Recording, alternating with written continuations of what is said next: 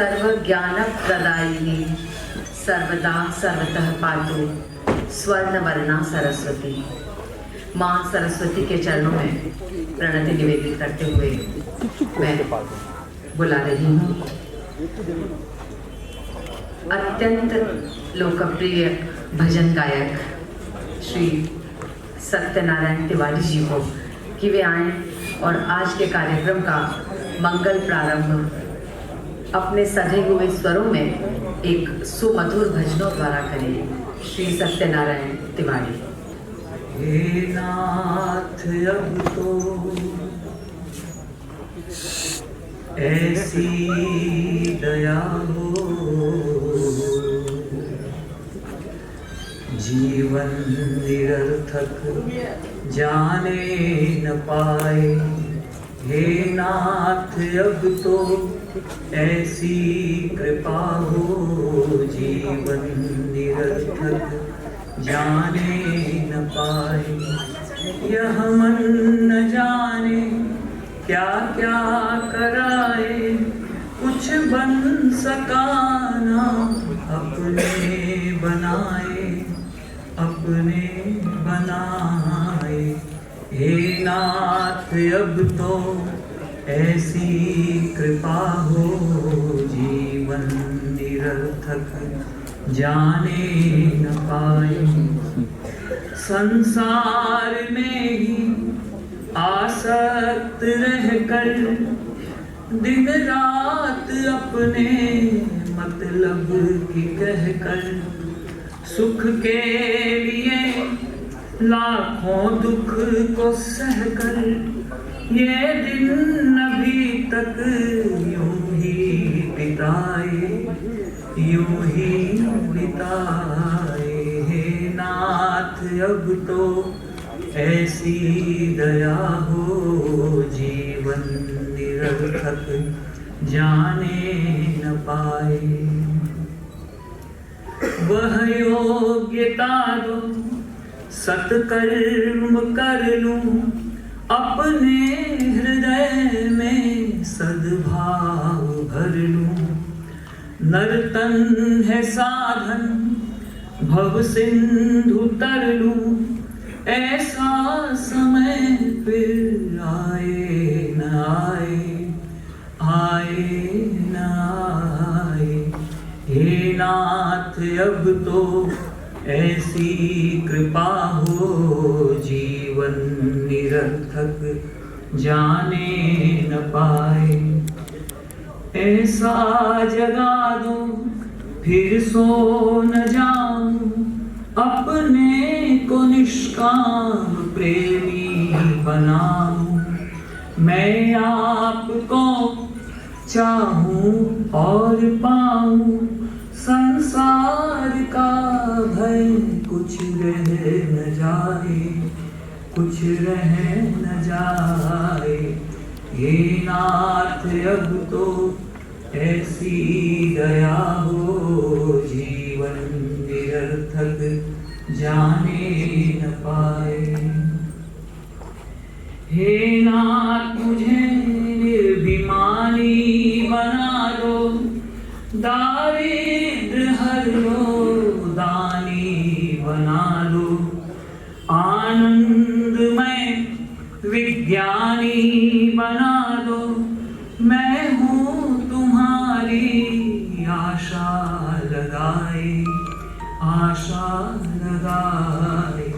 हे नाथ अब तो ऐसी दया हो, जीवन निरर्थक जाने न पाए, जाने न पाए, जाने न पाए।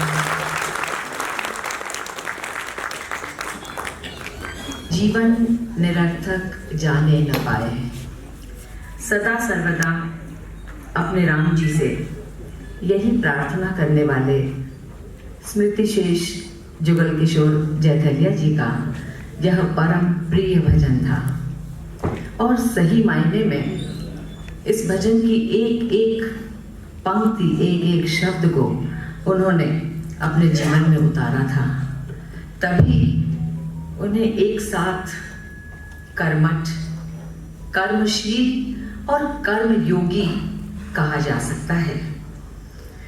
आज उन्हीं की पुण्य स्मृति में आयोजित इस 8वीं व्याख्यान माला में, जिसका विषय है वर्तमान परिप्रेक्ष्य में भारत के समक्ष चुनौतियां एवं समाधान, इस ऐसे महत्वपूर्ण विषय पर सुचिंतित व्याख्यान सुनने हेतु यहाँ उपस्थित समस्त सुधीजनों गुरुजनों को कुमार सभा पुस्तकालय की ओर से मेरा सादर प्रणाम, स्वागत, वंदन, अभिनंदन। आज का यह कार्यक्रम एक ऐसे व्यक्तित्व को समर्पित है जिसने इस संस्था को सारे देश में ही नहीं, विदेशों में भी बहुत ऊंचाइयां प्रदान करने की कोशिश की है। वस्तुतः उन्हें समाज एवं साहित्य सेवा का एक प्रेरक ज्योति वलय कहा जा सकता है। उनका बोलने का अपना विशिष्ट अंदाज था।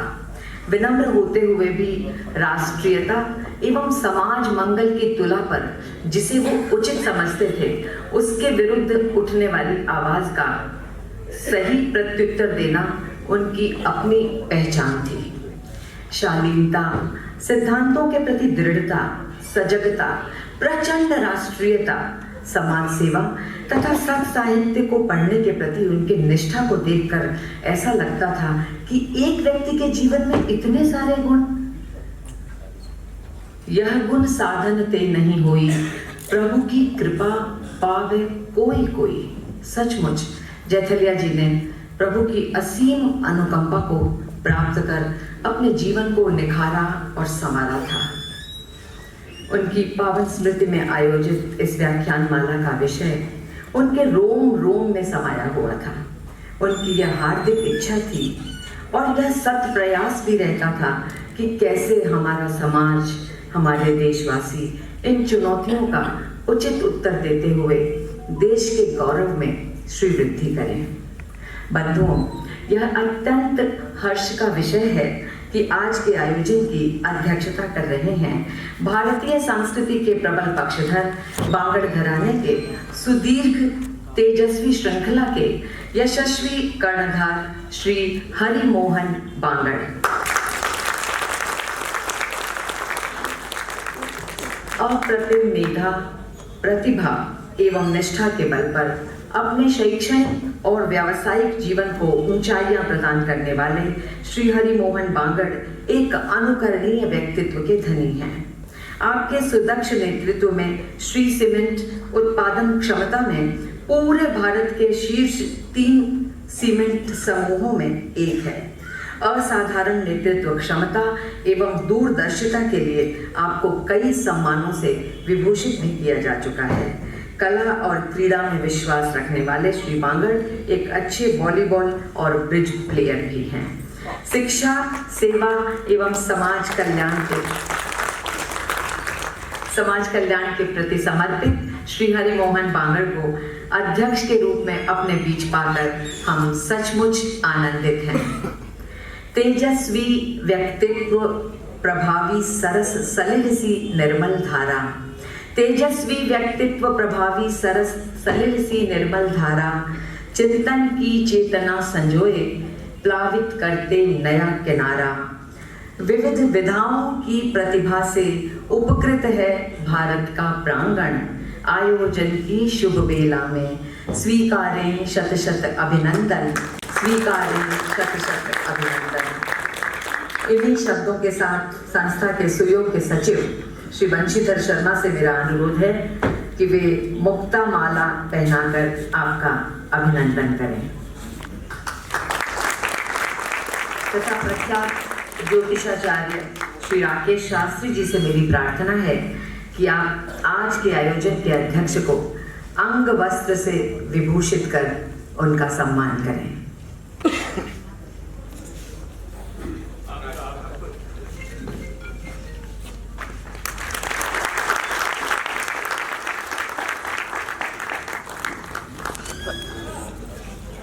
बंधुओं, यह भी आनंद का विषय है कि आज हमारे बीच न्याय एवं वैचारिक क्रांति के एक जाज्वल्यमान नक्षत्र श्री अश्विनी जी उपाध्याय प्रमुख वक्ता के पद को सुशोभित कर रहे हैं,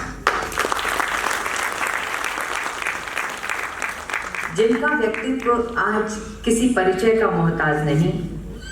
अपने कर्तृत्व से आपने जो ऊंचाइयां हासिल की हैं वे स्तुत्य और अनुकरणीय हैं। आपकी शताधिक जनहित याचिकाएं PIL गणना एवं गुणवत्ता में बेजोड़ हैं। अश्विनी जी का काम एवं कीर्ति जग जाहिर है। इससे अधिक उनकी लोकप्रियता का और क्या प्रमाण हो सकता है कि इस अकेले 2023 में आज उनका 91वां व्याख्यान है, और वो तो तब जब इन्होंने अपने आप को बिल्कुल सीमित कर रखा है, बहुत ही चुने हुए जगहों पे जा रहे हैं। भारत में जन जागरण की अलख जगाने वाले समर्पित देशभक्त एवं सम्मोहक वक्ता को अपने बीच पाकर हम सचमुच आह्लादित हैं। तुम भारत की उजली आशा, तुम भारत की उजली आशा तुम पर टिका हुआ विश्वास, कैसी नई बहारें लाए किस दुनिया के तुम मधुमास, किस दुनिया के तुम मधुमास, मानव मानव बनकर जिए, चला रहे अनुपम अभियान, वैचारिक अभिनव क्रांति से करते रहते नव संधान, करते रहते नव संधान।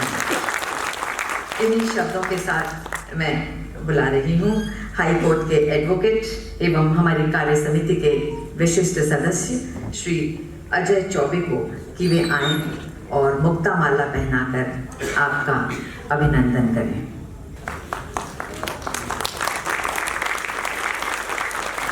संस्था के उपमंत्री श्री सत्य प्रकाश राय से मेरा अनुरोध है कि आप अंग वस्त्र प्रदान कर आपका सम्मान करें।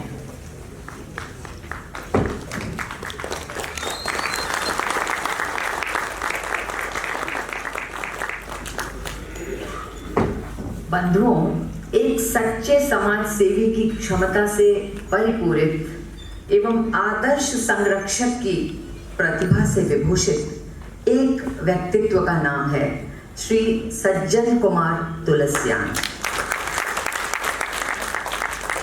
अनुशासन, न्याय और मनुष्यता का जिन्हें मानक कहा जा सकता है।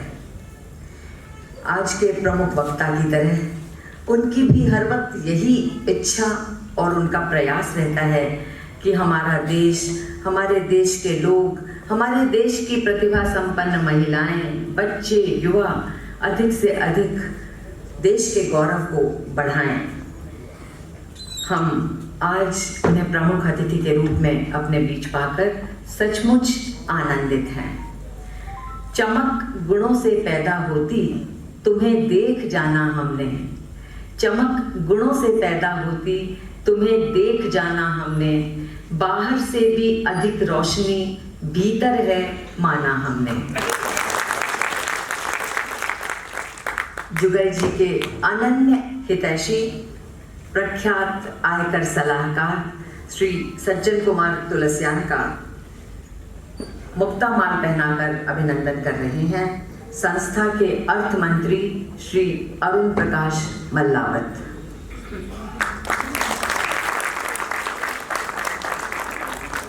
अंग वस्त्र पहनाकर आपका सम्मान कर रहे हैं संस्था के साहित्य मंत्री श्री योगेश राज उपाध्याय।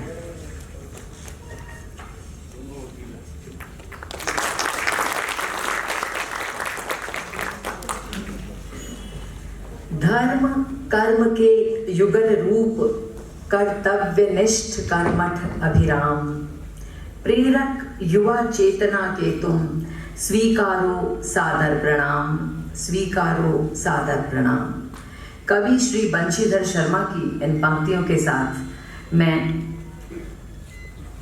जुगल किशोर जैथिलिया जी की अशेष स्मृतियों को प्रणाम निवेदित करते हुए मंचस्थ सभी से सादर अनुरोध करती हूँ कि आप जैथिलिया जी के चित्र पर पुष्पार्पण कर अपनी श्रद्धा निवेदित करें।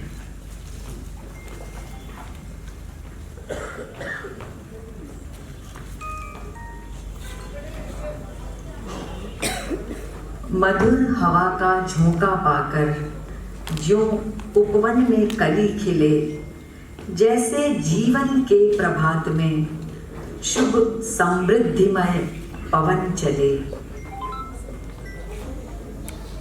दूर हटाकर घना अंधेरा अरुणोदय हो कमल खिले, त्यों ही पुण्यों के प्रताप से हमको जुगल किशोर मिले।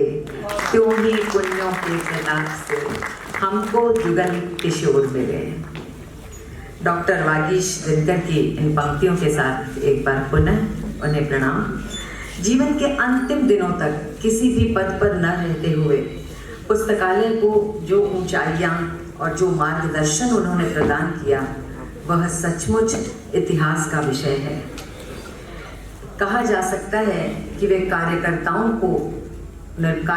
का निर्माण करने की अनुपम प्रयोगशाला थे।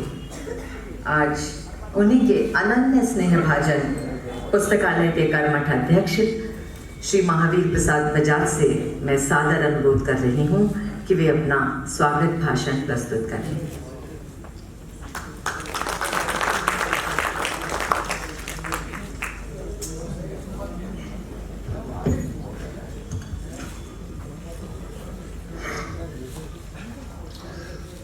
सम्मानित मंच, सुधीरेंद्र, कुमार सभा द्वारा आयोजित कर्मयोगी जुगल किशोर जेठलिया स्मृति व्याख्यानमाला के इस 8वें आयोजन में आप सबका हार्दिक स्वागत करता हूँ, अभिनंदन करता हूँ। बंधुओं, प्रगति चाहे समाज की हो, राष्ट्र की हो, व्यक्ति की हो या परिवार की हो, जब वह अपनी परंपराओं के साथ आगे बढ़ती है तब वो प्रगति समृद्धि कहलाती है। ऐसे ही पीढ़ियों दर पीढ़ियों से भारतीय संस्कृति के प्रति समर्पित और समृद्ध बांगड़ घराने के यशस्वी उत्तराधिकारी हैं आज के हमारे अध्यक्ष श्री हरिमोहन जी बांगड़।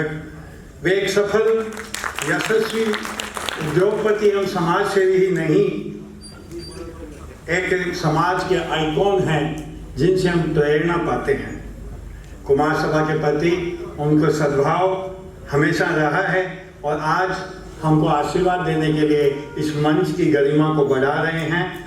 मैं उनका आप सब की ओर से, कुमार सभा की ओर से, कोलकाता महानगर वासियों की ओर से उनको हार्दिक अभिनंदन करता हूँ, प्रणाम करता हूँ।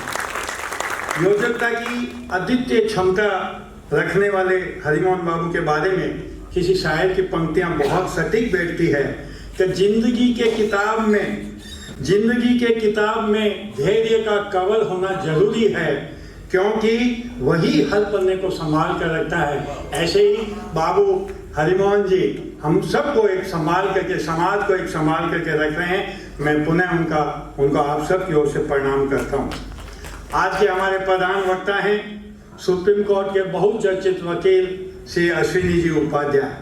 वे राष्ट्र जागरण के जिस कार्य में लगे हुए हैं उसकी जितनी प्रशंसा किया जाए वो कम है, परंतु हमारे शास्त्रों में कहा है किसी व्यक्ति की अगर अधिक प्रशंसा करते हैं तो उसकी उम्र घटती है, और इसलिए मैं उनकी अधिक प्रशंसा नहीं करते हुए उनके संभावित जो संभावना भरे जो व्यक्तित्व है उसके बारे में ये कहना चाहूँगा कि अगर देखना चाहते हो उनकी उड़ान को, अगर देखना चाहते हो उनकी उड़ान को, तो और ऊंचा कर दो आसमान को, और ऊंचा कर दो आसमान को।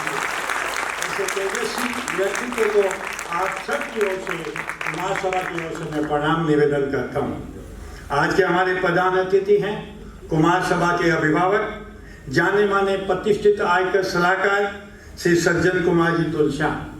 सामाजिक व प्रोफेशनल संस्थाओं के अनेक दायित्वों का बखूबी निर्वहन करने वाले राष्ट्रीय भाव से परिपूरित भाई जी को जितना मैंने जाना है वो मैं कह सकता हूँ कि वाकिफ तो हम भी हैं मशहूर होने के तौर तरीकों को, वाकिफ तो हम भी हैं मशहूर होने के तौर तरीकों को, पर जिद तो हमें है, हमें अपने अंदाज से जीने की। या अपने अंदाज से जीने वाले भाई जी को मैं पुनः प्रणाम करता हूँ।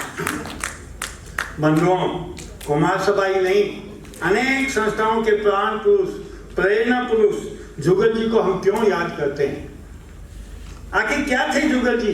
क्या वे कार्यकर्ता, सामाजिक कार्यकर्ता, कुमार सभा के मार्गदर्शक, छोटी खाटू हिंदी पुस्तकालय के संरक्षक, अभिभावक, या राजस्थान परिषद जैसी एक अनूठी संस्था बनाने वाला विशेष व्यक्तित्व, राजनेता? कुछ स्मारिकाओं और कुछ लेखों, किताबों के लिखने वाले लेखक, हिंदी कवि, हिंदी प्रेमी, या कुशल संगठनकर्ता, या लोक संग्रही कार्यकर्ता? सच पूछा जाए तो जुगल जी ये सब कुछ थे। और मैं ये कहूं तो कोई अतिशयोक्ति नहीं होगी कि जुगल जी एक व्यक्ति नहीं, विचार हैं, विचार। उन्होंने युवावस्था में कविता लिखी, उसका मैं आपको सुनाने का, 4 पंक्तियां सुनाने का लोभ समझ नहीं कर पा रहा हूं कि झुक गया आज यदि देश क्रूरता के आगे, झुक गया आज यदि देश क्रूरता के आगे, अपराधी को यदि दंड नहीं दे पाएगा, एक आध पीढ़ी की बात नहीं सोचो साथी, आने वाला इतिहास सदा झुक जाएगा। ऐसी जो पंक्तियां लिखने वाले जो प्रेरणा पुरुष जो जुगल जी हैं, उनको आज भी हम स्मरण करके उनसे ऊर्जा ग्रहण करते हैं। उन्होंने हम जैसे सैकड़ों कार्यकर्ताओं का निर्माण ही नहीं किया, उनकी योग्यता अनुसार समाज की जो राष्ट्रीय भावों से भरी जो संस्थाएं हैं, उनसे संबद्ध होने की प्रेरणा भी दी। इसलिए आज भी हम उनको याद करते हैं। आज के व्याख्यान का विषय है वर्तमान परिप्रेक्ष्य में भारत के समक्ष चुनौतियां और समाधान।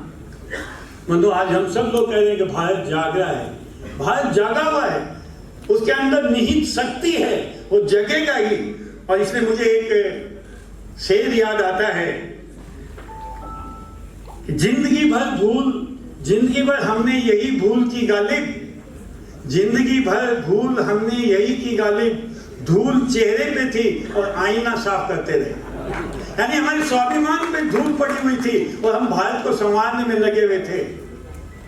ऐसी भूल को हम सुधारने के लिए, अपने विचारों की कुंठित धार को तेज करने के लिए, अपनी चेहरे पे पड़ी धूल को मिटाकर वास्तविकता पहचानने के लिए आज का ये जो व्याख्यान है हमें अपने विचारों से समृद्ध करेगा, आलोड़ित करेगा, सोचने को मजबूत करेगा।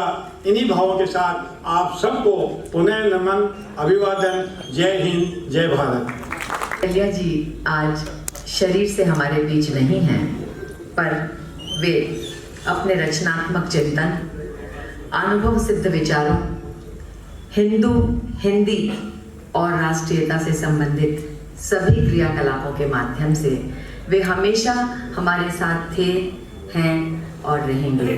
मैं सादर अनुरोध कर रही हूँ आज के प्रमुख अतिथि श्री सज्जन कुमार तुलसियान जी से कि वे आएं और अपने विचार रखें। मंचस्थ अध्यक्ष श्री हरिमोहन बांगड़ जी,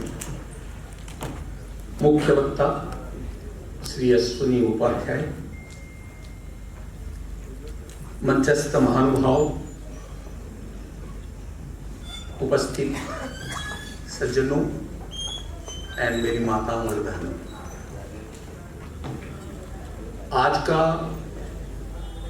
जो व्याख्यान माला है वो समर्पित है कर्मयोगी जुगल किशोर जयथलिया को, जिन्होंने कलकत्ता के समाज को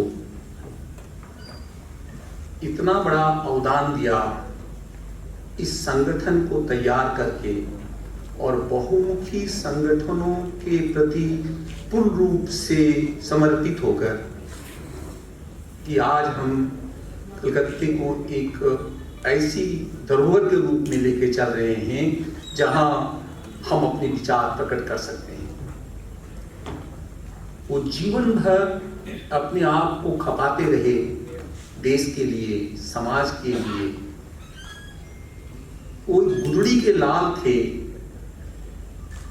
और हमेशा कोहिनूर की तरह से चमकते थे। अपने सादेपन से, अपने समर्पण से वो जन जन के प्रिय थे। उनके लिए कुमार सभा ने व्याख्यान माला के माध्यम से उनको स्मरण रखने का जो ये प्रकल्प रखा है, जिसका आज 8वां प्रयोग है, ये सचमुच में बहुत ही आनंददायक है। तो चूंकि मेरे मित्र थे, इसलिए मैं उन्हें बहुत करीब से जानता था। उनके मन में जरा सा भी छल कपट नहीं था, देश के प्रति पूर्ण रूप से समर्पण था और समाज के प्रति बहुत गहरी चिंता थी। आज कुमार शोभा पुस्तकालय ने इस व्याख्यान माला में एक ऐसे व्यक्ति को निमंत्रण दिया है जो सचमुच में आपको मंत्रमुग्ध कर देंगे अपनी वाणी से। श्री अश्विनी उपाध्याय, प्रयागराज में जन्मे श्री अश्विनी उपाध्याय मात्र 48 वर्ष के नवयुवक हैं और इस छोटी सी उम्र में उन्होंने जो ख्याति प्राप्त की है, यह और जन जन के दिल में बस गए हैं, यह दर्शाता है जो भी राष्ट्र के प्रति समर्पित होता है वो जन जन का प्यारा हो जाता है। भारतवर्ष का इतना सुंदर इतिहास जब विघटन की कगार पे पहुंचा और दो नेशन थ्योरी के ऊपर में दो भाग में विभक्त हो गया, तो हमारे देश के जो हमारे कर्णधार थे, उन्होंने हमारे साथ बहुत बड़ा छलवा किया। जब आप दो नेशन थ्योरी को एक्सेप्ट कर रहे हो तो दो नेशन में रहने वाले लोग अपने अपने नेशन में रहेंगे, न कि एक नेशन जिसका आपने तैयार कर दिया उसके भी आधे लोग आपके पास में रहेंगे। यही सबसे बड़ा छलवा हमारे कर्णधारों ने हमारे साथ में किया और उसी का प्रतिफल आज भी हम भुगत रहे हैं। यही नहीं, ये तो कॉन्स्टिट्यूशन के बारे में आपको बहुत अच्छी तरह से समझाएंगे श्री उपाध्याय साहब, लेकिन सेक्शन 25 में जो धर्म प्रचार का और धर्म परिवर्तन का जो अधिकार फंडामेंटल राइट में डाल दिया, इसकी वजह से क्रमशः एक नेशन सिकुड़ता चला जा रहा है और दूसरा नेशन उस पर हावी होते चला जा रहा है। ऐसे समय में अश्विनी कुमार उपाध्याय जैसे लोग दिव्य ज्योति की तरह से नित्य हमारे लिए संघर्ष कर रहे हैं।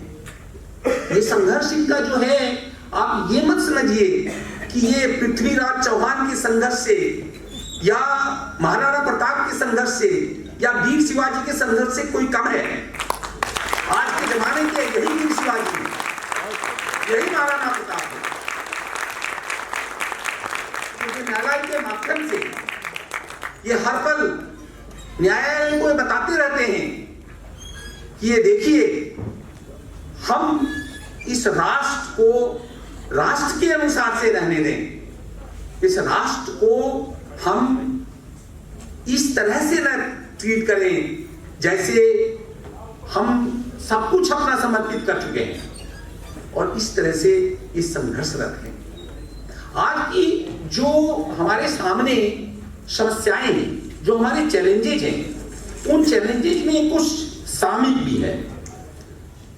कुछ सामयिक ये है कि हमारे यहाँ जो मैंने कहा धर्मांतरण का प्रावधान है कॉन्स्टिट्यूशन में, वो तो है ही। दूसरी सबसे बड़ी समस्या है influx and infiltration of large number of Bangladeshi in Rohingyas. इस देश के भूभाग को परिवर्तित करने की चेष्टा की जा रही है डेमोक्रेसी को by influx of foreigners illegally entering this country. इसके अलावा दूसरा सबसे बड़ा समस्या आज इस सरकार के परिप्रेक्ष्य में बोलना चाहूंगा। यह सरकार बड़ी राष्ट्रवादी सरकार है, लेकिन यह सरकार इस बात को नहीं समझती है कि वैश्य वर्ग का एक बहुत बड़ा तबका, छोटे छोटे व्यापार को करता है और उससे अपना जीवन यापन करता है। अब छोटी छोटी दुकान चलाने वाले, चार्टर्ड अकाउंटेंट, लॉयर, जो टैक्स की प्रैक्टिस करने वाले, आप इनका व्यापार और धंधा करीब करीब बंद कर चुके हैं। ये कैसे परिवार चलेंगे? आपने कोई बराबर की व्यवस्था नहीं करके आप इस तरह के उपयोग ले रहे हैं जिसमें एक बहुत बड़ा वैश्य समाज जो है वो बिना काम के हो जा रहा है, वो बहुत तकलीफें फेस कर रहे हैं। ये दूसरी बहुत बड़ी ज्वलंत समस्या है। तीसरा सबसे बड़ा समस्या है अनएबेटेड रिलीजियस कन्वर्शन। इतना बड़ा पैसा इस देश में आता है, इस देश के जनमानस को गरीबी के ऊपर, पिछड़ेपन के ऊपर उसका फायदा लेके उनको कन्वर्शन करने का कोई उपाय नहीं जिससे किसको रोका जा सके, क्योंकि ये जो एक वर्ग है उस वर्ग का जो वोट बैंक है, उस वोट बैंक से को एक हमारे सेक्शन के एक सेक्शन को मिला करके वो मेजोरिटी का निर्माण कर लेते हैं, इस तरह से उनको बढ़ावा देते हैं। ये एक बहुत बड़ी पॉलिटिकल प्रॉब्लम है। उसके बाद हमारा है स्यूडो सेक्युलरिज्म। हमारे यहाँ सेक्युलरिज्म को डेफिनेशन को एंटी हिंदुइज्म माना जाता है। हर चीज जो हिंदू है वो अनसेकुलर है, और ये एक ऐसी विचारधारा चारों तरफ पनप रही है कि कोई अपने आप को गर्व के साथ बोल ही नहीं पाता कि मैं हिंदू हूं। तो ये एक बहुत बड़ी ज्वलंत समस्या है जिसके बारे में भी हमें ध्यान देना है। इन समस्याओं से आज देश जूझ रहा है।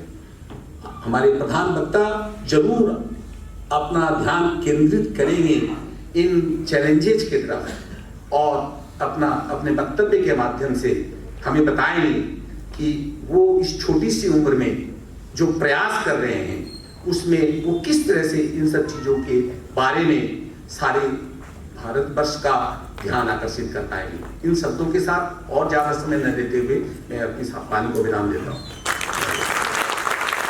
मैथिली शरण जी की पंक्तियां हैं कि हम कौन थे, क्या हो गए हैं और क्या होंगे अभी, आओ विचारें आज मिलकर ये समस्याएं सभी। तो मेरे ख्याल से जितने सभा कक्ष में बैठे हैं हम सब गलतियां, कमियां, समीक्षा बताने के लिए हमेशा तत्पर रहते हैं और बहुत सारी, एक पूछो तो 100 बता सकते हैं, पर उसका समाधान क्या हो सकता है उसको बताते वक्त अक्सर हम पीछे की ओर हो जाते हैं। आज हम सौभाग्यशाली हैं कि हमारे बीच एक ऐसा व्यक्तित्व उपस्थित है जो उन चुनौतियों के साथ समाधान की ओर भी हमें ले जाएगा। उनकी वक्तृता के लिए मैं 4 पंक्तियां कहते हुए उन्हें बुलाऊंगी कि चुनौतियां और समाधान पर शब्द पुष्प जब ये चढ़ाएंगे तो वक्त के पांव अनायास ठहर जाएंगे। ध्यान से इनको सुनेंगे तो राफ्ता राफ्ता कान से होते हुए कलेजे में उतर जाएंगे। मैं बुला रही हूँ अश्विनी मुखर्जी। भारत माता की जय, भारत माता की जय, भारत माता की जय। सबसे पहले परम आदरणीय जुगल किशोर जी को नमन करता हूं। आप सब आए हैं आज उनको याद करने के लिए, आप सबको प्रणाम करता हूं। आपने मुझे बुलाया महावीर जी, आप सब लोग यहाँ कार्यक्रम में मंच पे सम्मानित लोग बैठे हैं, सबको प्रणाम करता हूं। आप जरा सोचिए, जो चीज सस्ती भी हो और सबसे अच्छी हो वो बनती कैसे है? चाहे श्री सीमेंट हो, बांगर सीमेंट हो, या वैक्सीन हो, या हमारी अग्नि मिसाइल हो, या हमारा चंद्रयान हो, या हमारा मंगलयान हो, या जो कुछ हम बना रहे हैं। इनफैक्ट हम भारत में जो कुछ बनाते हैं वो हमारा सब सस्ता नहीं, सबसे अच्छा ही बनता है। हमने चंद्रयान बनाया, जो नासा ने जो काम 3000 करोड़ में किया था, हमारे यहाँ कितने में हो गया? 600 करोड़ में हो गया। सस्ता नहीं, सबसे अच्छा। भाई मैं ब्रांड एम्बेसडर नहीं हूं, ब्रांड एम्बेसडर नहीं, उसका तो प्रचार उन्होंने बांगर जी ने किसी और को दिया हुआ है, लेकिन अगर आगे से कहेंगे तो मैं प्रचार करता रहूंगा। हमारा तो काम ही है सैटरडे संडे घूमते रहना। जो चीज सर्वोत्तम बनती है उसमें 5 चीजें बड़ी इंपॉर्टेंट होती है, जिसको अगर हम थोड़ा विदेशी लैंग्वेज में कहें तो उसको 5M कहते हैं। 5M में क्या है? पहला M मैन, दूसरा M मशीन, तीसरा M मटेरियल, चौथा M मेथड और पांचवा M मनी।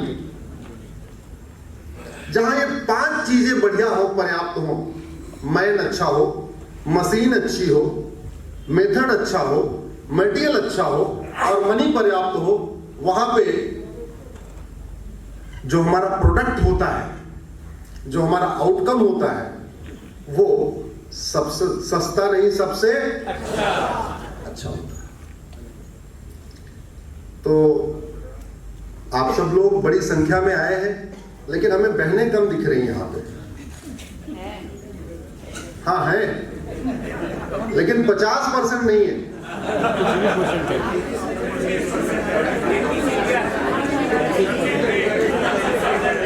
श्यावर रामचंद्र की। हम कहते हैं पहले सिया फिर राम, फिर राधे फिर कृष्ण, गौरी शंकर, और यहां पे राम दिख रहे हैं, सिया कम दिख रही हैं, शंकर दिख रहे हैं, गौरी कम दिख रही हैं। आपने भी तो मैन कहा, विमेन का नाम कहा दिया 5 टाइम में। नहीं, वो मैन को विमेन उसी में इंक्लूडेड होता है, वो जेंडर न्यूट्रल है, वो जेंडर न्यूट्रल। तो मैन अच्छा हो, इसके लिए हजारों वर्ष पहले हमारे यहां एक सिस्टम था, और वो सिस्टम 1-2 दिन में नहीं, हजारों साल के ट्राइड एंड टेस्टेड फार्मूले के बाद बना था। और वो सिस्टम तब इंप्लीमेंट हुआ था जब दुनिया में केवल एक ही रिलीजन था, एक ही धर्म था। वो कौन सा था? सनातन वैदिक धर्म। और जो बातें आज डॉक्टर बता रहे, वो बातें अब से 4000 साल 5000 साल पहले लिखी जा चुकी थी कि सबसे बढ़िया मैन कैसे समाज में आए। किसान बहुत अच्छा हो, खाद बहुत अच्छी हो, यूरिया बहुत अच्छी हो, खेत बहुत अच्छा हो, जुताई गुड़ाई बहुत अच्छी हो, निराई भी खूब अच्छी हो, खरपतवार की सफाई भी खूब अच्छी हो। लेकिन अगर बीज गड़बड़ हो गया, अच्छी फसल आ सकती है क्या? जोर से बोलिए जरा। हाँ, तो बीज अच्छा हो, इसकी व्यवस्था हमारे वैदिक धर्म में थी, हमने उसे भुला दिया। उसका नतीजा ये है गंधार शांत समृद्ध खुशहाल था, अफगानिस्तान बन गया है बदहाल है। राजा भरत का ननिहाल, जहां से माता कैकेयी आई थी, वो कैके शांत समृद्ध खुशहाल था। उस कैके को हम अब पाकिस्तान कहते हैं, बदहाल है, फटेहाल है, रोज बम धमाके हो रहे हैं। हमने उस व्यवस्था को भुला दिया, इसका नतीजा निकला पर्सिया शांत समृद्ध खुशहाल था, ईरान और इराक बदहाल है, फटेहाल है।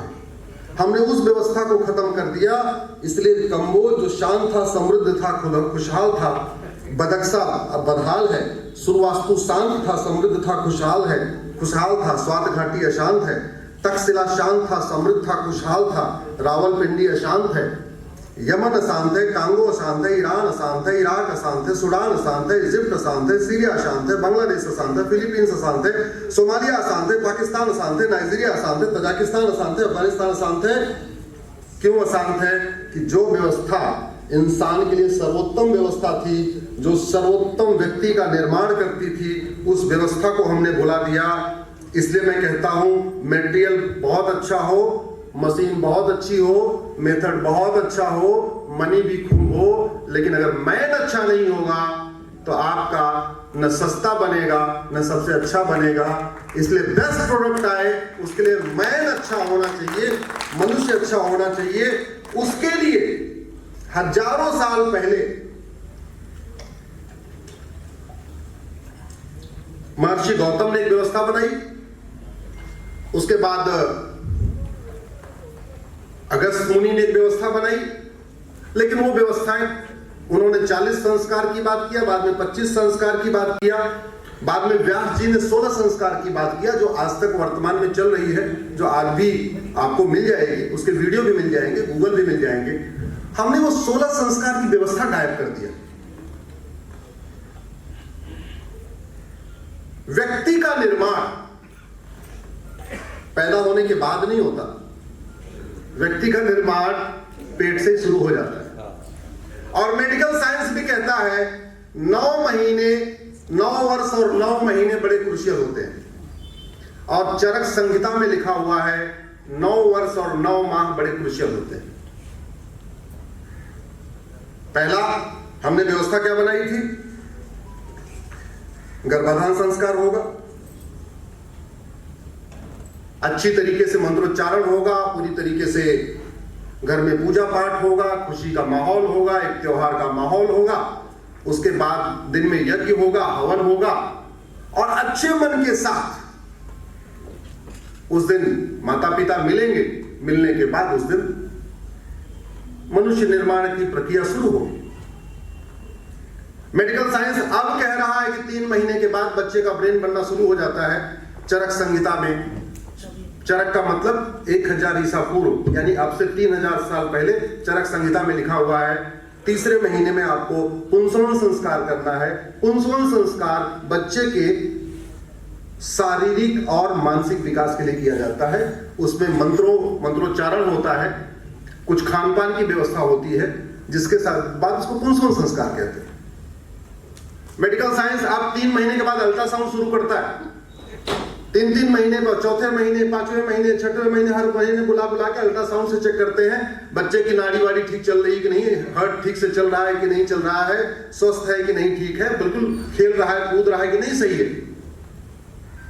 आज के 3000 साल पहले महर्षि चरक ने चरक संहिता में उसके लिए सीमांतोन्नयन संस्कार की व्यवस्था किया कि 4थे महीने, 6वें महीने, 8वें महीने आपको सीमांतोन्नयन संस्कार करना है, जिससे बच्चे का मानसिक और शारीरिक विकास अच्छी तरीके से होता रहे। अब लोग मेडिकल साइंस भी अब कहने लग गया 6 महीने दूध पिलाइए। उसकी व्यवस्था हमारे पास बहुत पहले थी। 4था संस्कार दिया गया जातकर्म संस्कार, कि जैसे बच्चा पैदा होगा नाड़ी काटी जाएगी, उसके बाद माँ का दूध पिलाने के पहले उसको शहद वगैरह दी जाएगी, मंत्रोच्चारण किया जाएगा, क्योंकि मंत्रों में बहुत बड़ी पावर होती है। अब जिसको नहीं पता उसको तो नहीं समझ में आएगा। यहां पंखा लगा हुआ है, जिसको पंखा दिख रहा है वो सोचेगा केवल पंखा ही होता, पंखा नहीं होता, पंखे के साथ साथ करंट भी होती है। दिक्कत यह कि हमें करंट दिखती नहीं है, तो हमको लगता है पंखा घूम तो रहा है, अभी पूछो कैसे घूम रहा है, उसमें अंदर करंट है, करंट दिखती है क्या? नहीं। तो आज की डेट में बहुत सारे सो कॉल्ड इंटेलेक्चुअल्स कहते हैं कि अरे मंत्र तंत्र ये वो पाखंड है। पाखंड नहीं भैया, वो मंत्रों के द्वारा जो ध्वनि निकलती है वो साइंटिफिक है। जब पेट में रहने के दौरान मां बीज मंत्रों को पढ़ती है, बांसुरी की आवाज सुनती है, उपनिषद को पढ़ती है, रामचरितमानस के उत्तरकांड को पढ़ती है, तो उसकी फीलिंग डेवलप होती है। उसकी फीलिंग डेवलप होती है तो ये तो सब मानते हैं कि माँ क्या खा रही है, क्या पहन रही है, क्या सुन रही है, क्या देख रही है, इसका सीधा सीधा इफेक्ट बच्चे पे आता है। जो बात अब डॉक्टर अल्ट्रासाउंड के बाद कह रहे हैं वो आचार्य चरक, आचार्य सुश्रुत, आचार्य संघधर, आचार्य माधवकर, महर्षि पतंजलि आपके 3000 साल पहले, 4000 साल पहले लिख चुके हैं। हाँ, हमने नहीं पढ़ा तो हमें नहीं पता, हमने अल्ट्रासाउंड को देखा है तो हमें लगता है अल्ट्रासाउंड सब सही है।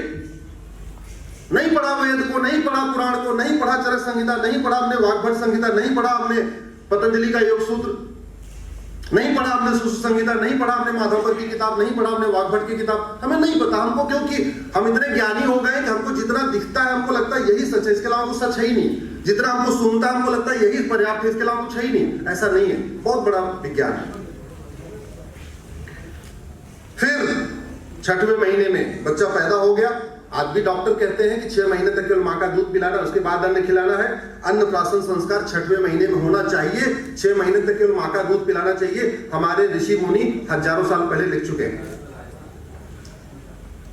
11वें महीने में मुंडन संस्कार, 3रे वर्ष में कर्णवेधन संस्कार, फिर 5वें वर्ष में विद्यारंभ संस्कार, 21वें वर्ष में केशांत संस्कार। इसका मतलब उसकी पढ़ाई लिखाई पूरी हो गई, 21 साल का हो गया। अब उसको आप बिजनेस व्यापार में डालिए। आज भी ग्रेजुएशन कितने साल में होता है? जोर से बोलिए जरा। 21 साल में या 22 साल में होता है? आज की डेट में ग्रेजुएशन कितने साल में होता है? 21 और 22 में होता है। और 21 साल और 22 साल में केशांत और समावर्तन होना चाहिए, हमारी किताबों में लिखा हुआ है। इसका मतलब ग्रेजुएशन तक पढ़ने की व्यवस्था उस समय भी थी। 5वें वर्ष में वेदारंभ हो रहा है, 21वें वर्ष में समावर्तन हो रहा है। इसका मतलब आदमी को ग्रेजुएशन करना है, इसलिए उसके बाद शिक्षा पूरी मानी जाएगी, व्यवस्था थी हमारे पास। 25 वर्ष में विवाह संस्कार, 50 वर्ष में वानप्रस्थ, 75 में संन्यास, उसके बाद अंत्येष्टि संस्कार। ये 16 संस्कार की व्यवस्था थी। मैं बार बार कह रहा हूं कि अगर पूरी दुनिया में इतना आतंकवाद बढ़ रहा है, अराजकता बढ़ रही है, उसका सबसे बड़ा कारण यह है, जिसको आप भी मानते हैं, 2 चीजें होती हैं। एक होता है वांछित, एक होता है अवांछित। वांछित संतानें हमेशा वांछित कार्य करती हैं, अवांछित संतानें हमेशा अवांछित कार्य करती हैं। बड़ा सीधा सा प्रिंसिपल है। जो प्लान्ड वे में आए हैं वो अच्छा काम करेंगे, जो अनप्लान्ड आए हैं वो गड़बड़ काम करेंगे। और अगर अनप्लान्ड आए और बाद में उनकी शिक्षा दीक्षा अच्छी हो गई तब भी ठीक है। अनप्लान्ड आए, लेकिन उस अनप्लान्ड आने के दौरान भी माँ ने सही चीज को देखा, सही चीज को सुना, सही भोजन किया, सही चीज गाया, सही सोचा, तब भी ठीक है। लेकिन जब गड़बड़ ये हो गई, पहली बात तो अवांछित, वांछित नहीं थे, अवांछित थे, और अवांछित में भी पूरा सिस्टम गड़बड़ हो गया। जो नहीं खाना चाहिए माँ ने वो खाया, जो नहीं सुनना चाहिए था माँ ने वो सुना, जो नहीं देखना चाहिए था माँ ने वो देखा, जो नहीं भोजन करना चाहिए माँ ने वो भोजन किया, जो जो कार्य निषिद्ध थे, नहीं करना चाहिए था, वो सब किया। तो याद रखिए, बच्चा जब पैदा होगा तो अराजकता ही बढ़ाएगा, अराजक काम ही करेगा। इसका सबसे बड़ा एग्जाम्पल है, आप लोग गूगल कर लेना, डेजिग्नेटेड टेररिस्ट ग्रुप। दुनिया में 60 आतंकवादी संगठन है। आप गूगल करिएगा डेजिग्नेटेड टेररिस्ट ग्रुप, तो आपको आतंकवादी संगठनों का नाम आएगा। Abdullah Azzam brigade, Abu Sayyaf, Aden Abyan, Al Haramain, Al Ittihad, Al Nusra, Al Qaeda, Ansar al Sharia, Ansar al Islam, Ansar Dine, league of partition, Boko Haram, Egyptian Islamic Jihad, Haqqani network, हरकत जिहाद, हरकत मुजाहिदीन, हरकत sham, Jamiat Ansar, हयात तहरीर, जिहाद union, Islamic movement of Uzbekistan, Islamic state of Iran, Iraq and Iran, जैसे मोहम्मद, जैसे मुजाहिदीन, जमीयत असरुद, जमात अल अरहा, जमे इस्लामी, जुंड अल अस्का, जुंड खलीफा, जुंड इमाम, लश्कर तैयबा, लश्कर जंगी, ऐसे ऐसे करके आपको 60 आतंकवादी संगठनों का लिस्ट मिल जाएगी, जिसको पूरी दुनिया ने बैन किया है। अगर उनका नाम देखेंगे तो आपको पता चल जाएगा कौन है, कैसे हैं, क्या करते हैं। उससे ये भी पता चल जाएगा कि जब ये बच्चे पेट में रहे होंगे, पहली बात तो ये पेट में अवांछित आए, ये वांछित नहीं थे। क्या थे ये? जोर से बोलिए, अवांछित। और जब पेट में आए भी तो माँ ने अवांछित भोजन किया। अवांछित समझ रहे हैं ना? माँ ने अवांछित भोजन किया, माँ ने अवांछित चीजें सुना, माँ ने अवांछित चीजें देखा, माँ ने अवांछित चीजें सोचा, सब कुछ अवांछित था। इसलिए आपको ये डेजिग्नेटेड टेररिस्ट ग्रुप का पूरा संगठन मिल जाएगा। समाधान ये है, जब भारत का संविधान कहता है एक संप्रभु भारत बनाइए। कैसा भारत बनाइए? स्वतंत्र भारत नहीं। कैसा भारत? स्वतंत्र भारत और संप्रभु भारत में अंतर होता है। इंग्लिश में कहेंगे इंडिपेंडेंस और दूसरे को कहते हैं सोवरिन। वास्तव में 75 साल में हमने स्वतंत्र भारत तो बनाया, लेकिन संप्रभु भारत नहीं बनाया। जबकि संविधान के प्रियम्बल का पहला शब्द है सर बांगड़ सर, संविधान के प्रियम्बल का पहला शब्द, we the people of India have decided to establish a sovereign Bharat. कैसा भारत? सोवरिन भारत का मतलब, संप्रभु भारत का मतलब, अब हम आज स्वतंत्र हो गए हैं, हम संप्रभु भारत बनाएंगे। संप्रभु भारत का मतलब न गुलामी का नाम होगा, न गुलामी की निशानी होगी, न गुलामी की परंपरा होगी, न गुलामी का रीति रिवाज होगा, न गुलामी की वेशभूषा होगी, न गुलामी की जीवन पद्धति होगी, न गुलामी का टैक्स सिस्टम होगा, न गुलामी का पुलिस सिस्टम होगा, न गुलामी का जुडिशियल सिस्टम होगा, न गुलामी का एडमिनिस्ट्रेटिव सिस्टम होगा। कुछ भी गुलामी का नहीं होगा। सब कुछ किसका होगा? भारत का। सब कुछ किसका होगा? भारत का। और मैं भारतीय होने के नाते ये नहीं कह रहा हूं कि हमारा सिस्टम सर्वोत्तम सिस्टम है। सारे सिस्टम को कंपैरेटिव एनालिसिस करने के बाद कह रहा हूं कि हमारा सिस्टम सर्वोत्तम सिस्टम है, दुनिया का सर्वोत्तम सिस्टम है। जब लोग जाहिल वाली जिंदगी जीते थे, कपड़ा पहनना नहीं आता था, तब हमारे देश में शास्त्रार्थ हुआ करता था। और शास्त्रार्थ भी कैसे? गार्गी शास्त्रार्थ कर रही है, मैत्रेयी शास्त्रार्थ कर रही है। 6वीं शताब्दी में शंकराचार्य जी का शास्त्रार्थ हो रहा था नर्मदा जी के किनारे, पंडित मंडन मिश्रा से।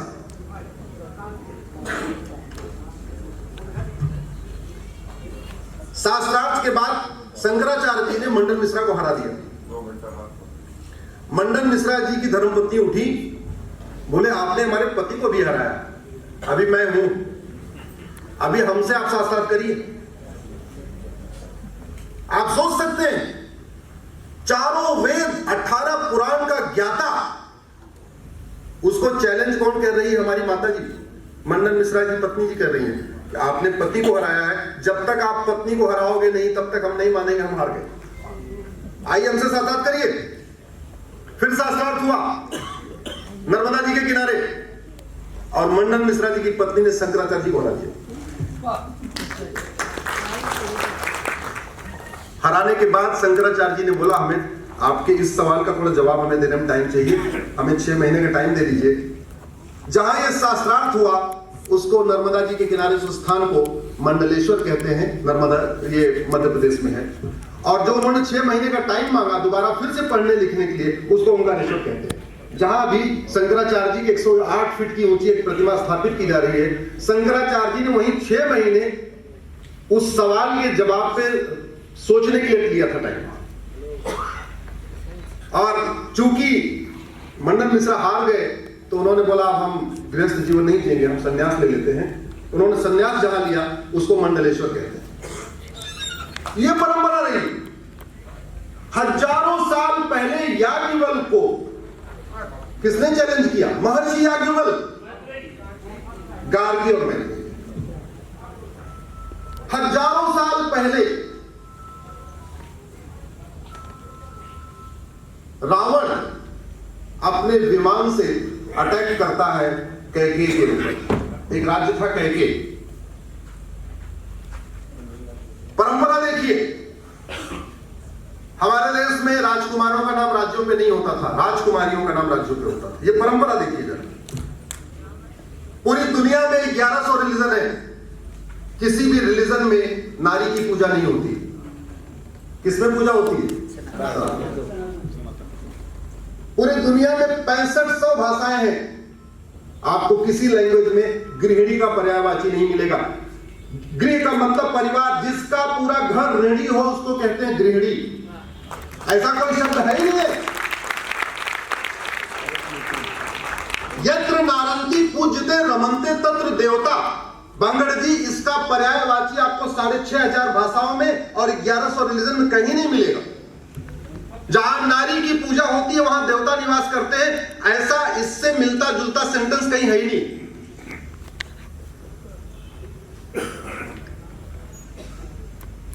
कौशल राज्य राजकुमारी, जोर से बोलिए जरा। सौमित्र राज्य राजकुमारी, गंधार राज्य राजकुमारी, कैकेयी राज्य राजकुमारी। कैकेयी नरेश के ऊपर हमला करता है रावण।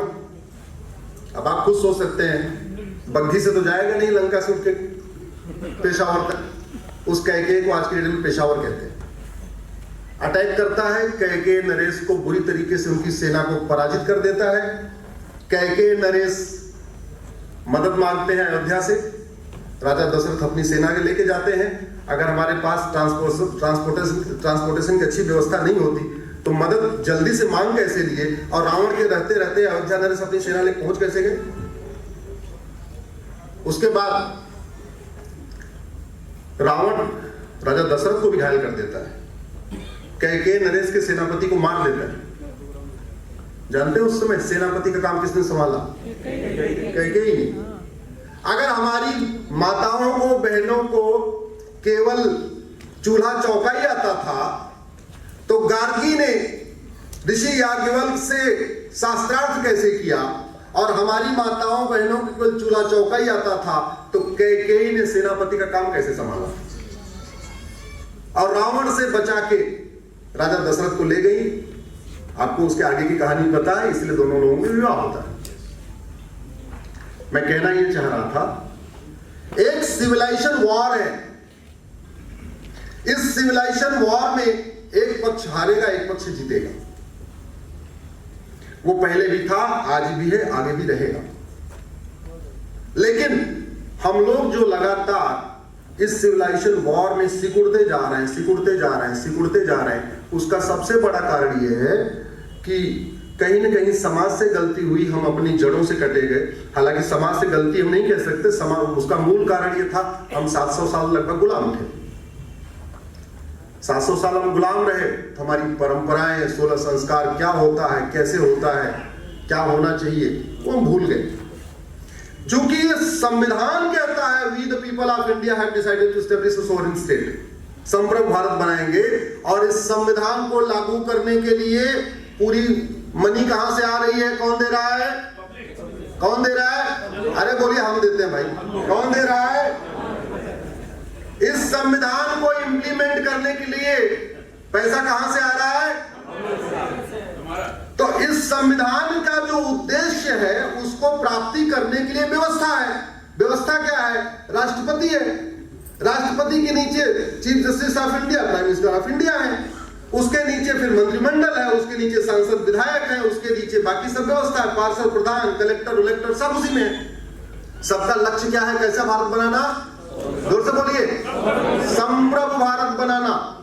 तो संप्रभु भारत बनाने के लिए जो आप लोग पैसा दे रहे हैं, इतना चार्टर्ड प्लेन भी दे रहे हैं, बड़े बड़े बंगलों भी दे रहे हैं, सब रह भी रहे हैं, कलकत्ता में भी रह रहे हैं, भुवनेश्वर में भी रहे हैं, दिल्ली में भी रह रहे हैं, सब वही रहे ना।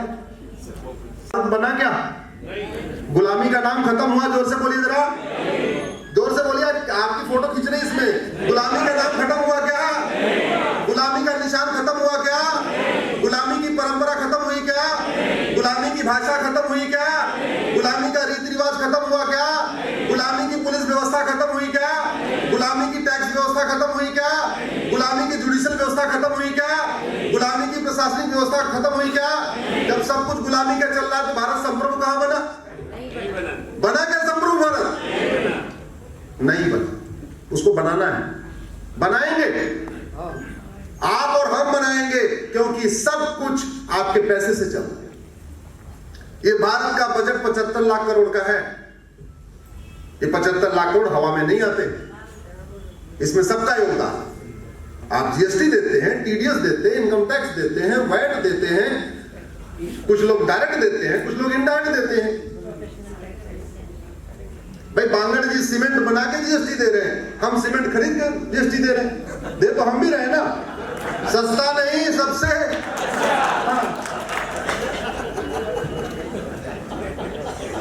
बंगाल में आ गया कारखाना।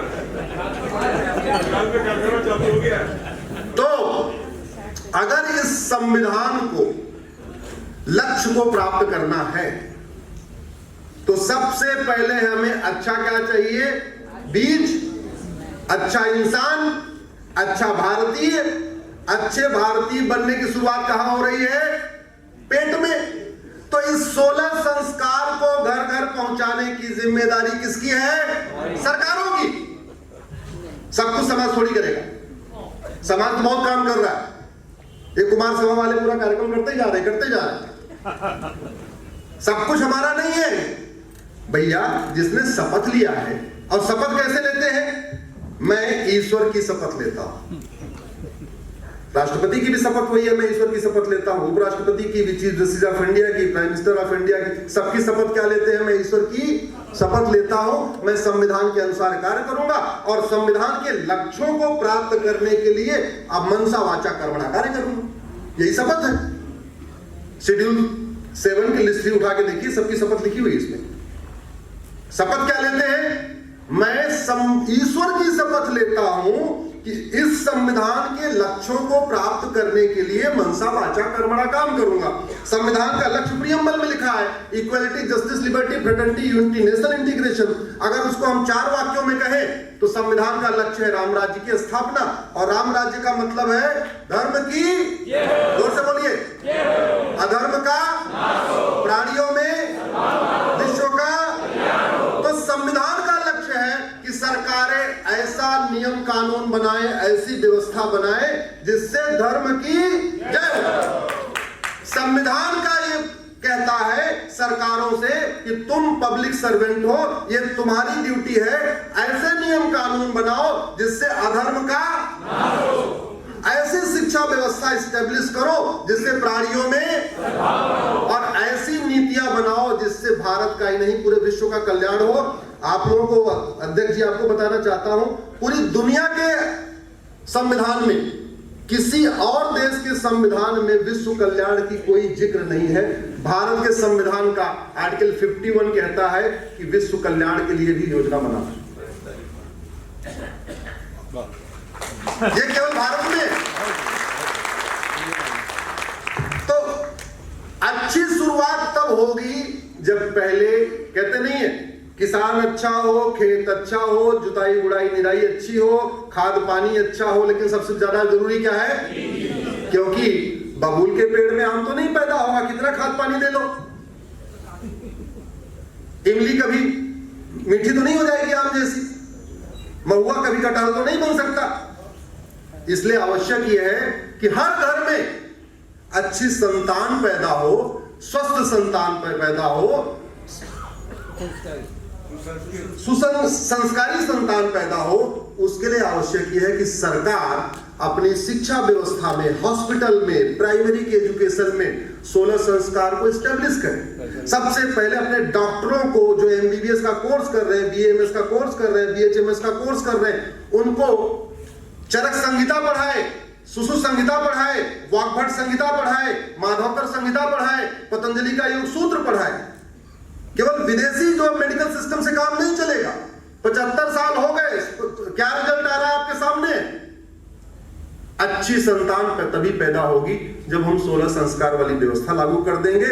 और तब संविधान भी यही कहता है, right to health is a fundamental right, right to education is fundamental right, right to livelihood is a fundamental right. यानी स्वस्थ रहना ये हमारा नैतिक अधिकार है और उसको पूरा करना सरकार की ड्यूटी है। इसलिए सबसे पहले सरकार को 16 संस्कार को घर घर पहुंचाना चाहिए।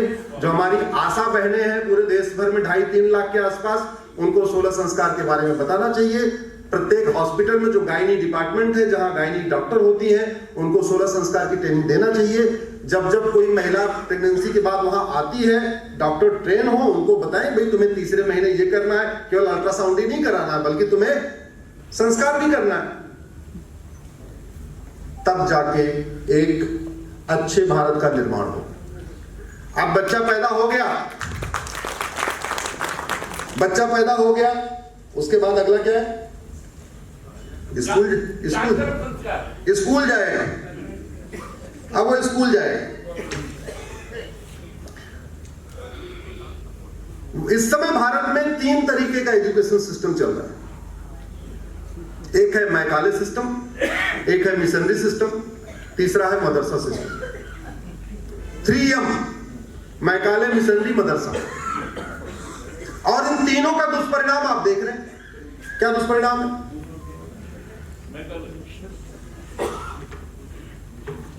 गुलामी की शिक्षा व्यवस्था हम 75 साल से यूज करके देख रहे हैं। रिजल्ट हमारे सामने है। अराजकता है, अशांति है, घूसखोरी है, जमाखोरी है, मिलावटखोरी है, कालाबाजारी है, नशा तस्करी है, मानव तस्करी है, मुनाफाखोरी है, माओवाद है, नक्सलवाद है, धर्मांतरण है, घुसपैठ है, जनसंख्या विस्फोट भी है। इसका जो सबसे पहले हमें भारत की शिक्षा व्यवस्था को वर्तमान में बदलना पड़ेगा और इसको फिर से हमें वैदिक शिक्षा व्यवस्था लागू करना पड़ेगा। जब मैं कहता हूं वैदिक शिक्षा व्यवस्था तो लोग कहते हैं अच्छा कोई पंडित बनाना है क्या? अरे भैया, तुम्हें नहीं पता वैदिक शिक्षा के बारे में तो नहीं पता, लेकिन कम से कम पढ़ तो लो वैदिक शिक्षा क्या है। वैदिक शिक्षा व्यवस्था में हमारे ट्रिपल 5 मॉडल था। वो आज भी है अलग तरीके से। आज प्राइमरी 5 साल का है, जोर से बोलिए जरा। जूनियर 3 साल का, 6वीं 7वीं 8वीं, सेकेंडरी हायर सेकेंडरी 4 साल की, 9वीं 10वीं 11वीं 12वीं, और ग्रेजुएशन 3 साल का। तो पहली से लेकर ग्रेजुएशन 15 साल का हो गया। हुआ कि नहीं हुआ? यह व्यवस्था हमारे यहां आदिकाल में थी, लेकिन फॉर्म अलग था। पहले हमारे यहां 5-5 साल का 3 कोर्स था। 5 साल की प्राइमरी, 5 साल की सेकेंडरी और 5 साल का ग्रेजुएशन। टोटल कितने हो गए? विद्यारंभ संस्कार 5वें साल में होता था। आज की डेट में राइट टू एजुकेशन के अंतर्गत 5 साल या 6 साल बच्चे का एडमिशन कराते। ये व्यवस्था आदिकाल में थी। नालंदा और तक्षशिला, मैं बहुत पुराना एग्जांपल इसलिए नहीं दूंगा क्योंकि बहुत पुराने लोग कहेंगे तो किताबों में लिखा हुआ है। तो नालंदा तक्षशिला तोड़ा गया है, जलाया गया, ये तो हम सबने पता ही। वहां पे भी यही मॉडल था, 555 मॉडल। 5 साल का प्राइमरी, 5 साल का सेकेंडरी, 5 साल का ग्रेजुएशन। 5 साल की प्राइमरी में क्या पढ़ाया जाता था? यज्ञ विज्ञान, योग विज्ञान, वेद विज्ञान, उपनिषद विज्ञान, स्वास्थ्य विज्ञान जिसको हम हेल्थ कहते हैं, अष्टांग योग, गुण विज्ञान, इसको हम ये कह सकते हैं सतोगुण, रजोगुण, तमोगुण, और वाल्मीकि रामायण। वाल्मीकि रामायण में इसलिए कह रहा हूं, पूरे के पूरे संविधान को आप पढ़ लीजिए। पढ़ने के बाद आपको संविधान की मूल भावनाओं को समझना है तो वाल्मीकि जी का आप रामायण पढ़ लीजिए, और नहीं तो तुलसीदास जी का रामचरितमानस का उत्तरकांड पढ़िए। और पूरा उत्तरकांड नहीं पढ़ सकते तो केवल 5 श्लोक, श्लोक नंबर 20 से श्लोक नंबर 25 तक, इन 5 श्लोकों को पढ़ लीजिए। फिर आपको समझ में आएगा कि हमारे देश की व्यवस्था क्या थी। जैसे मानव इतिहास में सर्वप्रथम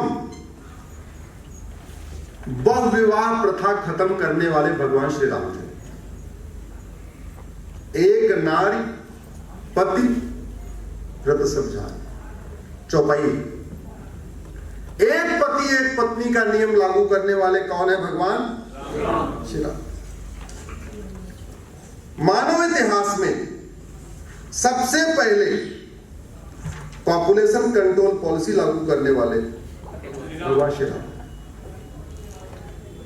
चौपाई है, रामचरितमानस में तुलसीदास जी लिखते हैं, दुई सुत सीता सुंदर जाए, लौकुश वेद पुराणन गाए, दुई दुई सुत सब भ्रातन केरे, भय रूप गुण शील घने।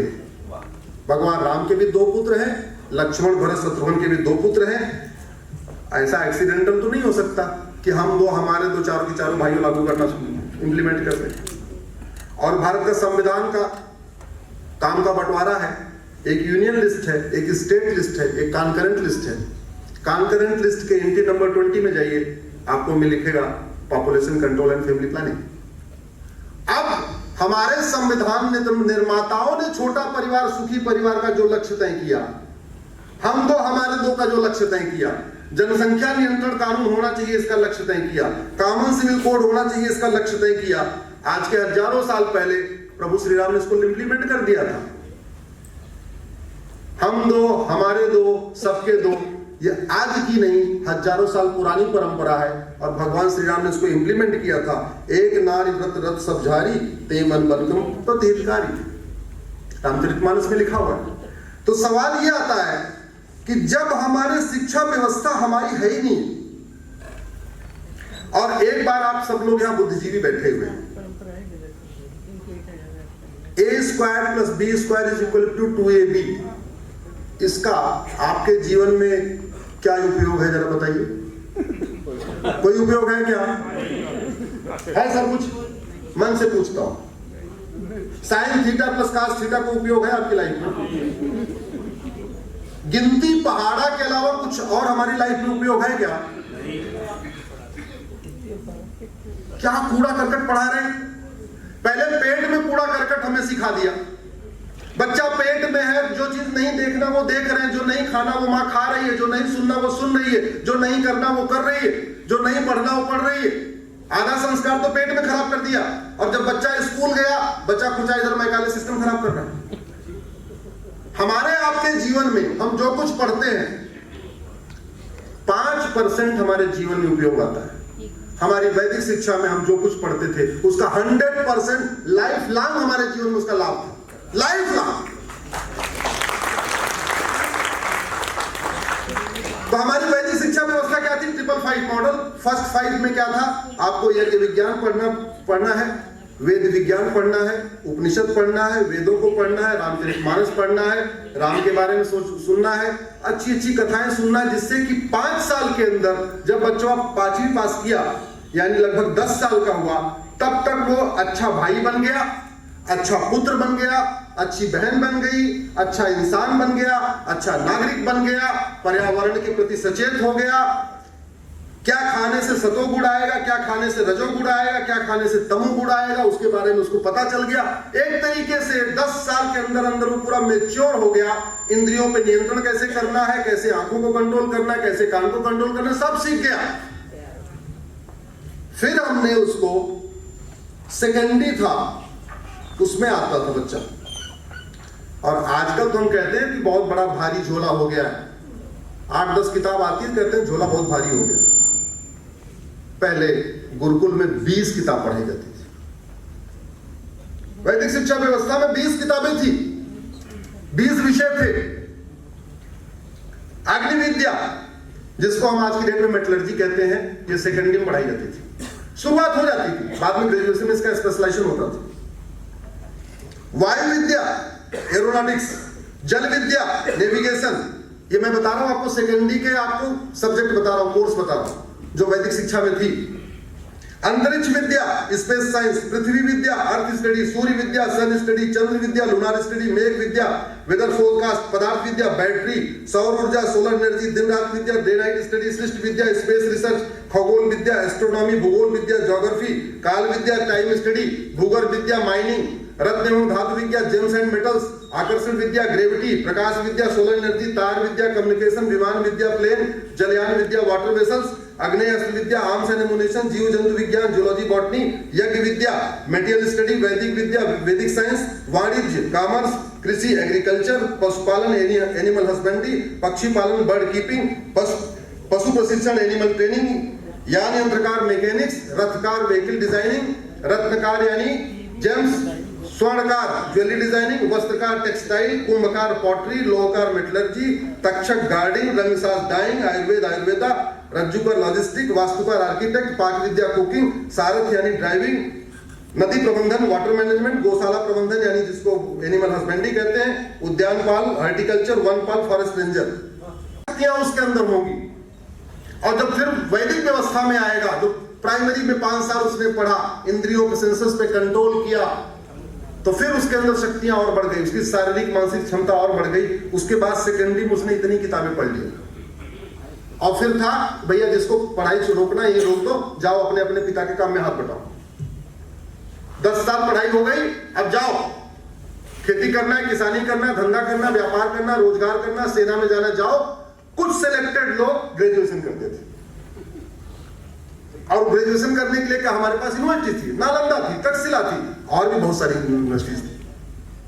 आपको ये जान के आश्चर्य होगा, आज की डेट में अनपढ़, अनाड़ी, गंवार, जिसको ABCD नहीं आती, वो भी सांसद, विधायक, मंत्री बन रहे हैं। और अब से 2000 साल पहले राजा तो छोड़िए, राजा का मंत्री बनने के लिए तक्षशिला और नालंदा से 5 साल का ग्रेजुएशन का कोर्स करना अनिवार्य था।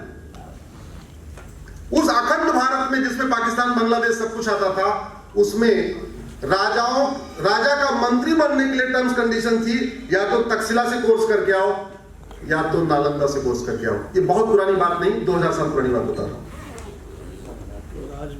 और आप सोच रहे होंगे कि पहले तो कल अमीर पढ़ते थे, पंडित पढ़ते थे, छत्री पढ़ते थे, ब्राह्मण क्षत्रिय पढ़ते थे। अगर ब्राह्मण क्षत्रिय पढ़ते तो दशरथ के बैचमेट सुमंत थे, जिन्होंने दशरथ जी ने अपना प्रधान उनको मंत्री बनाया, जिसको मुख्यमंत्री कह सकते हैं। दशरथ जी के मुख्यमंत्री का नाम था सुमंत। सुमंत जी नाविक के बेटे थे और एक साथ गुरुकुल में पढ़े। इसका मतलब एक क्षत्रिय का, एक राजकुमार, एक राजा का बेटा, एक नाविक का बेटा एक साथ स्कूल में पढ़ते थे। आज ऐसा पढ़ सकते हैं क्या? आज मंत्री और संतरी के बच्चे एक स्कूल में पढ़ते हैं क्या? जब एक साथ नहीं पढ़ते, समरसता आएगी कैसे? सामाजिक सद्भाव बढ़ेगा कैसे? भगवान राम, निषाद राज एक साथ एक गुरुकुल में पढ़े थे कि नहीं पढ़े थे? जोर से बोलिए जरा। कृष्ण और सुदामा एक साथ पढ़े थे कि नहीं पढ़े थे? एकलव्य के पिता जरासंध के चीफ ऑफ डिफेंस स्टाफ थे। एक भ्रांति फैला दी गई कि उन्होंने ब्राह्मण होने के नाते अंगूठा काट लिया। उसकी एक अलग कहानी है, झूठी कहानी फैला दी गई। एकलव्य के पिता जरासंध के चीफ ऑफ आर्मी स्टाफ यानी मुख्य सेनापति थे, और जरासंध यानी मगध नरेश का हस्तिनापुर से हमेशा 36 का आंकड़ा था। आप मुझे बताइए, भारत पाकिस्तान का झगड़ा हो, भारत के पास अर्जुन जैसा धनुर्धर हो और पाकिस्तान के पास एकलव्य जैसा धनुर्धर हो, और भारत के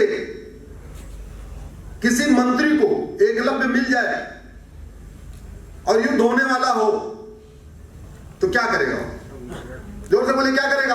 क्या करेगा? जोर से बोलिए। यही करेगा। क्या करेगा? यही करेगा।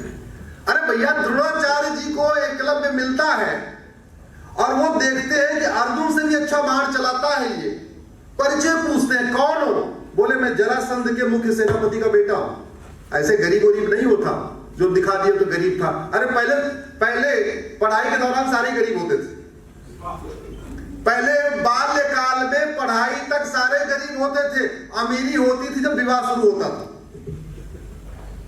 भगवान राम का ड्रेस, निषाद राज का ड्रेस वशिष्ठ जी के आश्रम में ही था। ऐसा थोड़ी था कि भगवान राम कुछ अलग पढ़ते थे, निषाद राज कुछ अलग कपड़ा पहनते थे। गुरुकुल में जो पढ़ना है कॉमन ड्रेस सिस्टम था।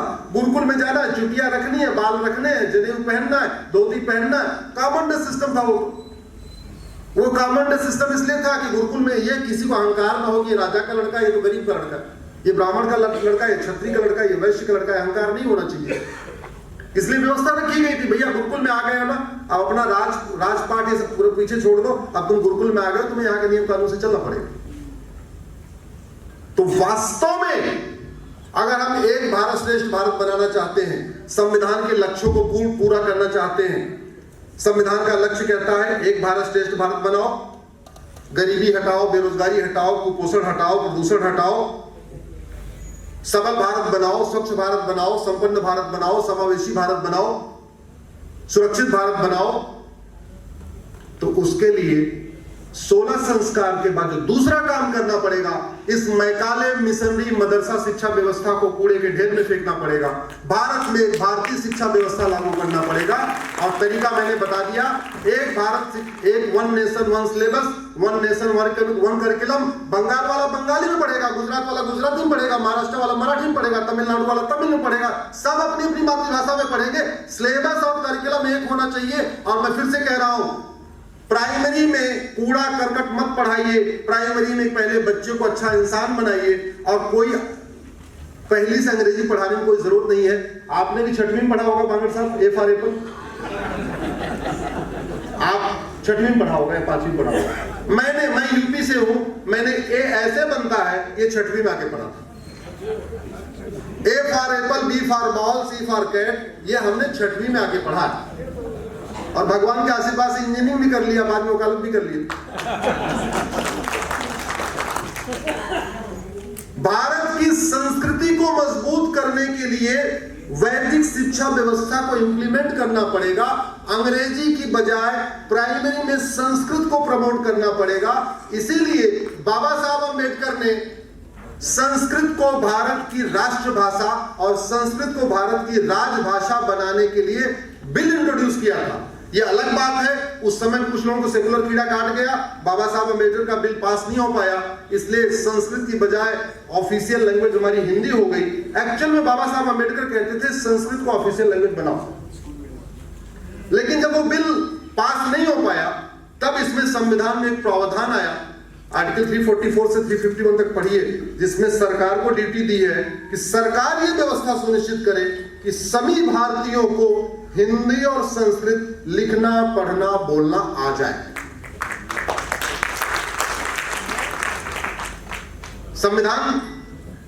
संविधान की व्याख्या 3 तरीके से होती है।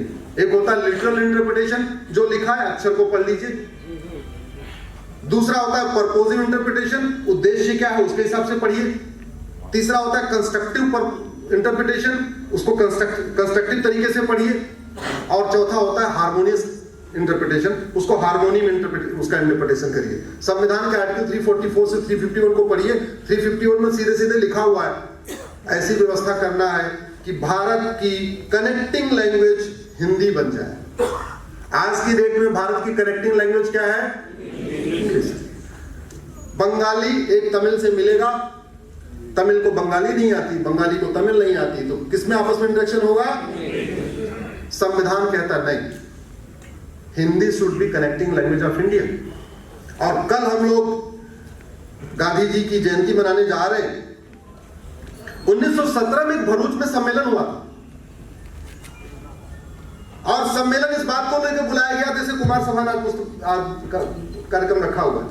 उस कार्यक्रम में भारत की भावी रूपरेखा तय करने पर चर्चा हो रही थी।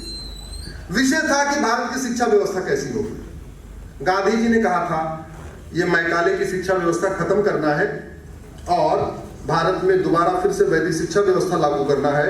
और तीसरा इंपॉर्टेंट उन्होंने कहा था हिंदी को भारत की कनेक्टिंग लैंग्वेज बनाना है। 1917 का भरूच का सम्मेलन का ये रिजोल्यूशन था कि हिंदी को क्या बनाना है? Connecting language of India, Bharat को जोड़ने वाली भाषा। नहीं पास हुआ, नहीं उस पर काम हुआ। लेकिन और जानते काम क्यों नहीं हो रहा है? क्योंकि आप लोग अपने बेटे को 1000 रुपए देते हो, अगले दिन फिर 1000 मांगता, पूछते कल तो 1000 दिया था, क्या किया उसने? पूछते नहीं पूछते। लेकिन लाखों करोड़ रुपए टैक्स देते जा रहे हो, कभी पूछते नहीं भैया इतना तुम्हें पैसा दे रहा हूं, इतना पैसा दे रहा हूं, इतना पैसा तुम कर क्या रहे हो? अरे कोई मालिक थोड़ी है इस देश का, सब अपना अपना काम कर रहे हैं। जैसे आप बिजनेस व्यापार कर रहे हो, आप अपने स्वधर्म का पालन कर रहे हो। सांसद का स्वधर्म है अच्छा कानून बनाना, विधायक का स्वधर्म है अच्छा कानून बनाना। जो हमारी समस्याएं उन पे संसद विधानसभा में चर्चा करना, उन समस्याओं का स्थायी समाधान करना। ये संसद विधानसभा बनी किस लिए? ये तू मैं करने के लिए, आरोप प्रत्यारोप करने के लिए, नूरा कुश्ती करने के लिए, बतौलेबाजी करने के लिए, शेरो शायरी करने के लिए, या तू चोर मैं सिपाही खेलने के लिए थोड़ी है। ये संसद विधानसभा कानून बनाने के लिए बनी है कि भारत की समस्याओं पे चर्चा हो और उसका मूल कारण अस्थायी समाधान ढूंढा जाए। ये संसद विधानसभा बनी है संविधान के लक्ष्यों को प्राप्त करने के लिए। संविधान का लक्ष्य है राम राज्य की स्थापना। राम राज्य का मतलब धर्म की जय हो, अधर्म का नाश हो, प्राणियों में सद्भावना और विश्व का कल्याण हो। संविधान का लक्ष्य है समृद्ध भारत बनाना। आज तक आपके चर्चा हुई क्या इधर विधानसभा में?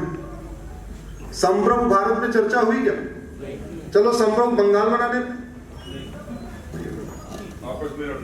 आपस में लड़ता है। उसका कारण भी है मैंने बहुत अच्छी प्रैक्टिस, भारत में इकलौती प्रैक्टिस यहां देखी है कि यहां रविवार के दिन साप्ताहिक रूप से ब्रेकफास्ट किया जाता है।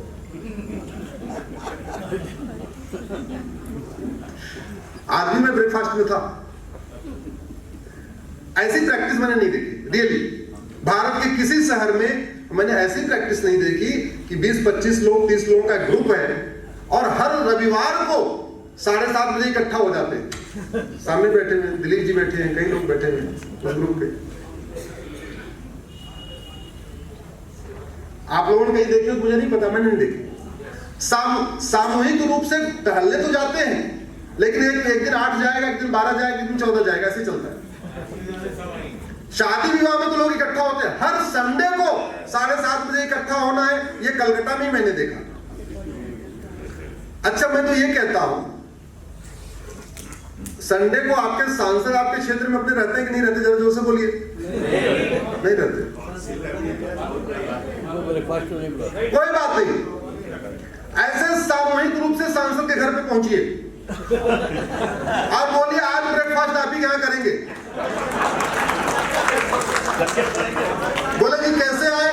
बोले हमने चुना कि संभव भारत बनाना है जी। हम आपके यहाँ आए हैं क्योंकि ये समस्या है कि ये तो विदेशी कानून चल रहा है। आप ये बताओ, आपका काम कानून बनाना है, आप संसद में जाते हो, संसद का सत्र आने वाला है, ये बताओ जनसंख्या नियंत्रण कानून पे आप सवाल पूछोगे कि नहीं पूछोगे? आप जनसंख्या नियंत्रण के लिए बिल पेश करोगे कि नहीं करोगे? आप समान शिक्षा लागू करोगे कि नहीं करोगे? उनसे कह सकते हैं कि साहब केंद्रीय विद्यालय का सिलेबस तो पूरे देश का एक है, नवोदय विद्यालय का सिलेबस पूरे देश का एक है, तो वन नेशन वन सिलेबस लागू कर दीजिए। जैसे जीएसटी चल रहा है ना, जीएसटी कैसे चलता है? One nation one tax. नहीं, वन नेशन वन टैक्स तो नहीं हो, अभी वैट वगैरह टीडीएस वगैरह कई सारे चल रहे हैं, लेकिन चलता सिस्टम कैसे है? सेंट्रल गवर्नमेंट के वित्त मंत्री, उसके अध्यक्ष, राज्यों के वित्त मंत्री, उसके मेंबर, 3-3 महीने में जीएसटी काउंसिल की बैठक होती है। बैठक करके वो तय करते हैं किस प्रोडक्ट पे कितना टैक्स लगाना है। ऐसे ही एक एजुकेशन काउंसिल बन सकती है। एजुकेशन का केंद्र के शिक्षा मंत्री, उसके अध्यक्ष, राज्यों के शिक्षा मंत्री, उसके मेंबर, एक्सपर्ट कमेटी बना दिया। फिजिक्स में क्या क्या पढ़ाना है, केमिस्ट्री में क्या क्या पढ़ाना है, जूलॉजी में क्या क्या पढ़ाना है, बॉटनी में क्या क्या पढ़ाना, एक्सपर्ट कमेटी बता देगी। बंगाल वाला बंगाली में पढ़ेगा, गुजरात वाला गुजराती में पढ़ेगा, महाराष्ट्र वाला मराठी में पढ़ेगा। मैं आपसे पूछ रहा हूं, मैथ का सिलेबस पूरे देश का एक हो सकता है कि नहीं? जोर से बोलिए जरा। फिजिक्स का एक हो सकता है कि नहीं? जोर से बोलिए। केमिस्ट्री का, जूलॉजी का, बॉटनी का, इंग्लिश का, हिंदी का, संस्कृत का, बचा क्या? नहीं, थोड़ा बचा, थोड़ा ये बचा कि भाई मान लो 10 किताब पढ़ानी है तो 7 किताब सेंट्रल लेवल की आ गई, 3 किताब राज्यों पे दे दिया, लोकल इन्वायरमेंट पढ़ा दिया, लोकल ज्योग्राफी पढ़ा दिया, लोकल जो हमारे राज्य के महापुरुष हैं उनके बारे में बता दिया। उसकी किताब हो सकती है, लेकिन डिमांड करना पड़ेगा, क्योंकि भारत में लोकतंत्र नहीं भीड़तंत्र है। भारत में लोकतंत्र नहीं,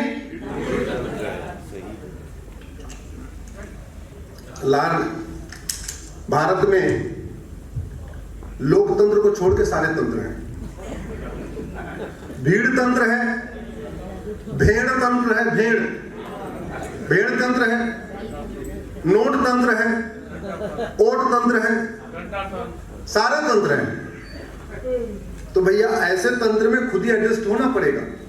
मैं तो कहता हूं, शादी विवाह के लिए छुट्टी करते हो, घूमने टहलने के लिए छुट्टी करते हो, मौज मस्ती के लिए छुट्टी करते हो,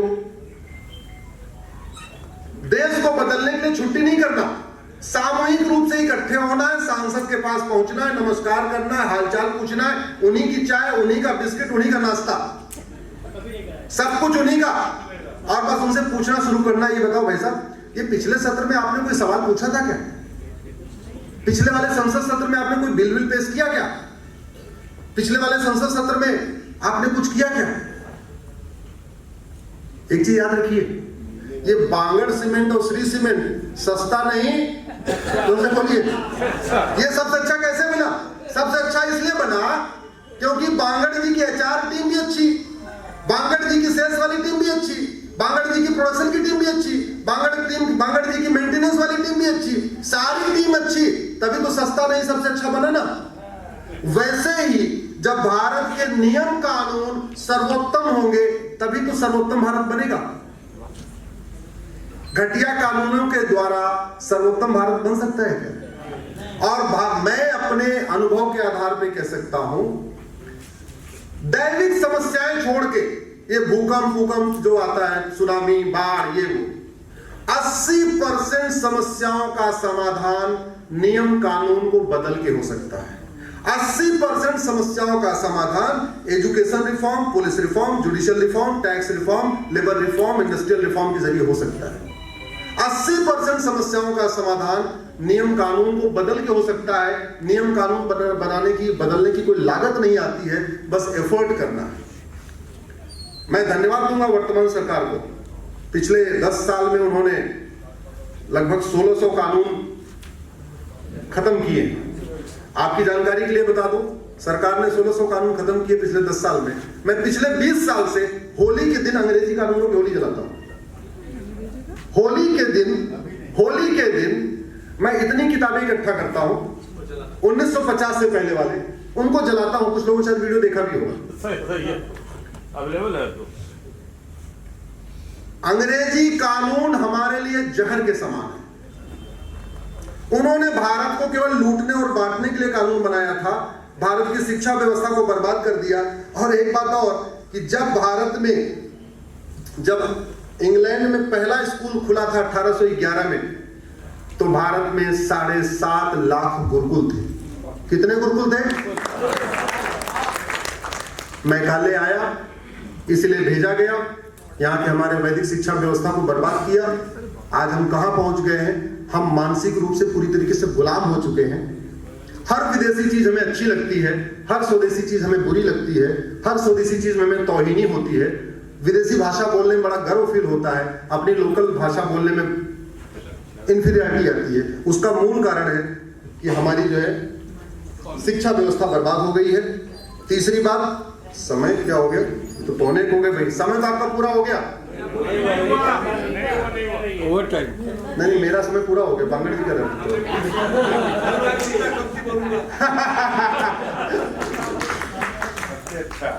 एक मैंने पीआईएल फाइल किया सुप्रीम कोर्ट में कि भारत का संविधान कहता है जनसंख्या नियंत्रण कानून बनाओ,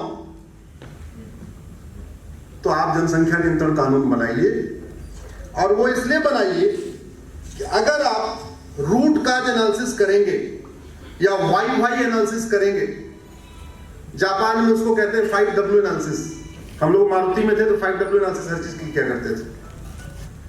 अगर आप वाई एनालिसिस करेंगे, रूट काज एनालिसिस करेंगे, तो भारत की 50% समस्याओं का जो रूट काज है वो जनसंख्या विस्फोट है। 50% समस्याओं।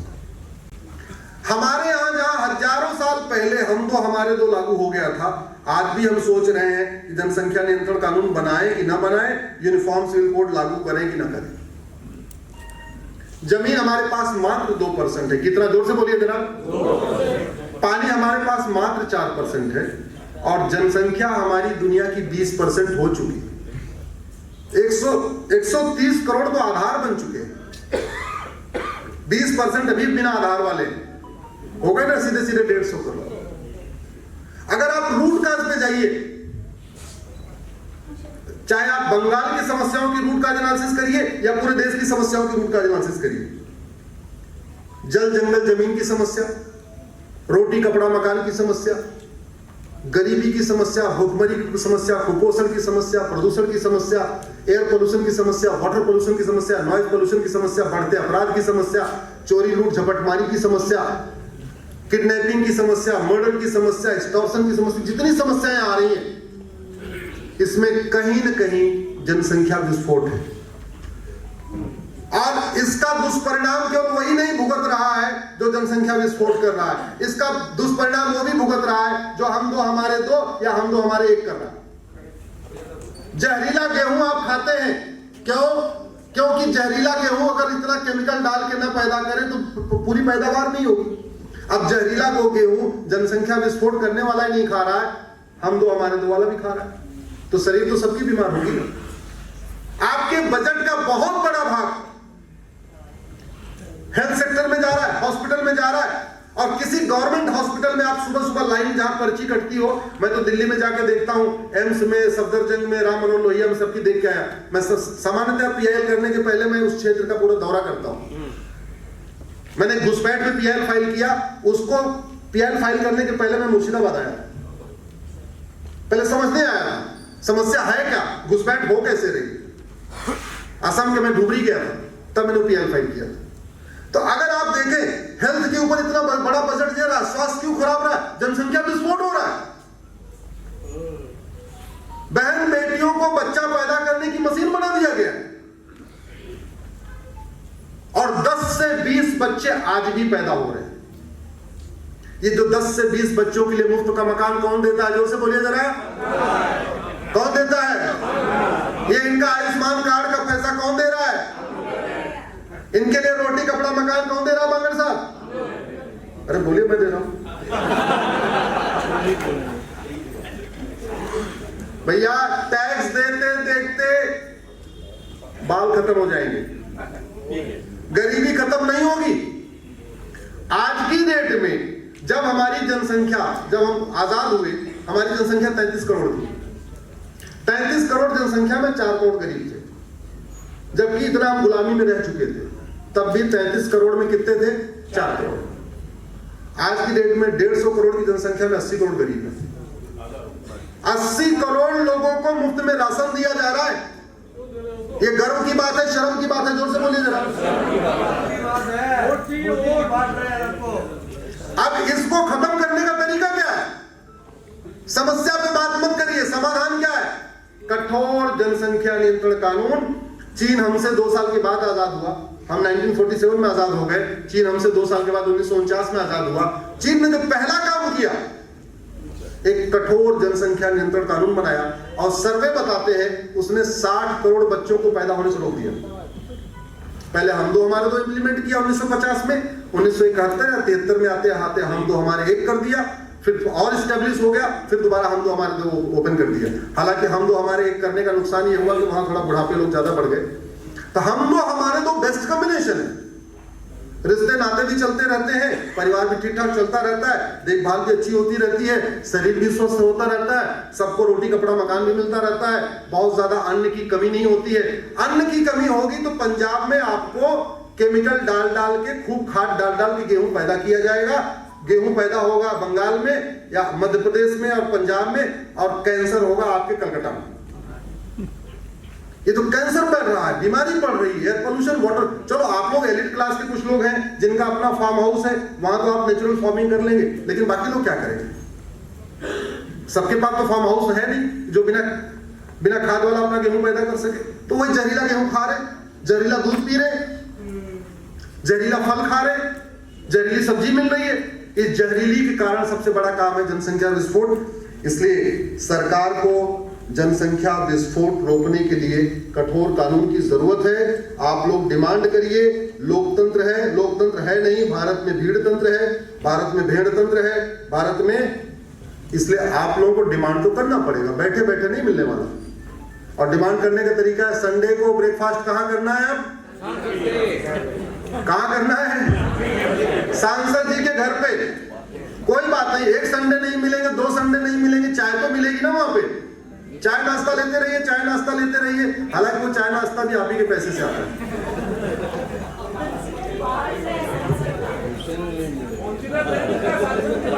एक बहुत बड़ी समस्या है जो आपके क्षेत्र में है, हालांकि पूरे देश की समस्या है, वो है घुसपैठ। जब मैंने 2017 में इस पे रिसर्च कर रहा था घुसपैठ के ऊपर, जब मुझे पीआईएल फाइल करना था, तो मैं असम भी आया था, आपके बंगाल भी आया था, बॉर्डर पे गया मैं, 2 दिन ढूंढा, 2-3 दिन यहाँ पे रह के वापस चला गया। उस समय मैंने PIL फाइल किया था कि 5 करोड़ घुसपैठी आ चुके हैं। कितने? 5 करोड़। अभी 2023 से संख्या तो बढ़ चुकी है।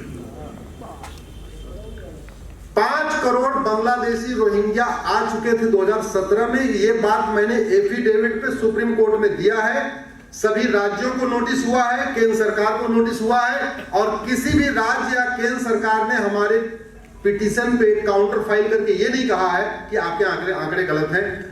अभी 6 साल बीत चुका है, किसी ने नहीं बोला आंकड़ा गलत है, इसका मतलब 5 करोड़ तो है। नहीं, 5 करोड़ से ज्यादा है सर। मैंने 2017 की बात की। अभी भी याद है 71। आप सुनिए, सब सुनिए बात में। अब ये 2017 में 5 करोड़ घुसपैठिए थे। ये घुसपैठ होती कैसे, इसको आप ध्यान से समझिए बांगर सर। घुसपैठ होती कैसे? बॉर्डर पे वो 2000 रुपए दे के अंतर आता है। 2000 रुपए बॉर्डर पे देता है, हमारे ही लोग उसको अंदर करा देते हैं। अभी कुछ दिन पहले BSF कमांडेंट के यहाँ ईडी ने छापा मारा, 20 करोड़ रुपए मिला। वो पता, फिर बाद में पूछताछ बताया उसने 1000 रुपए पर गाय बाहर निकालने का लेता है, 2000 रुपए पर व्यक्ति को अंदर कराने का लेता है। एक BSF कमांडेंट के यहाँ 20 करोड़ रुपए मिला। घुसपैठ का मूल कारण घूसखोरी है। घुसपैठिए 2000 रुपए दे के अंदर आते हैं। 2000 रुपए कॉमन सर्विस सेंटर हर जगह खुले हैं, उनको देते हैं, उनसे आधार बनवा लेते हैं। जब एक आधार बन जाता है, 2000 रुपए किसी दलाल को देते हैं, वो राशन कार्ड बनवा देता है।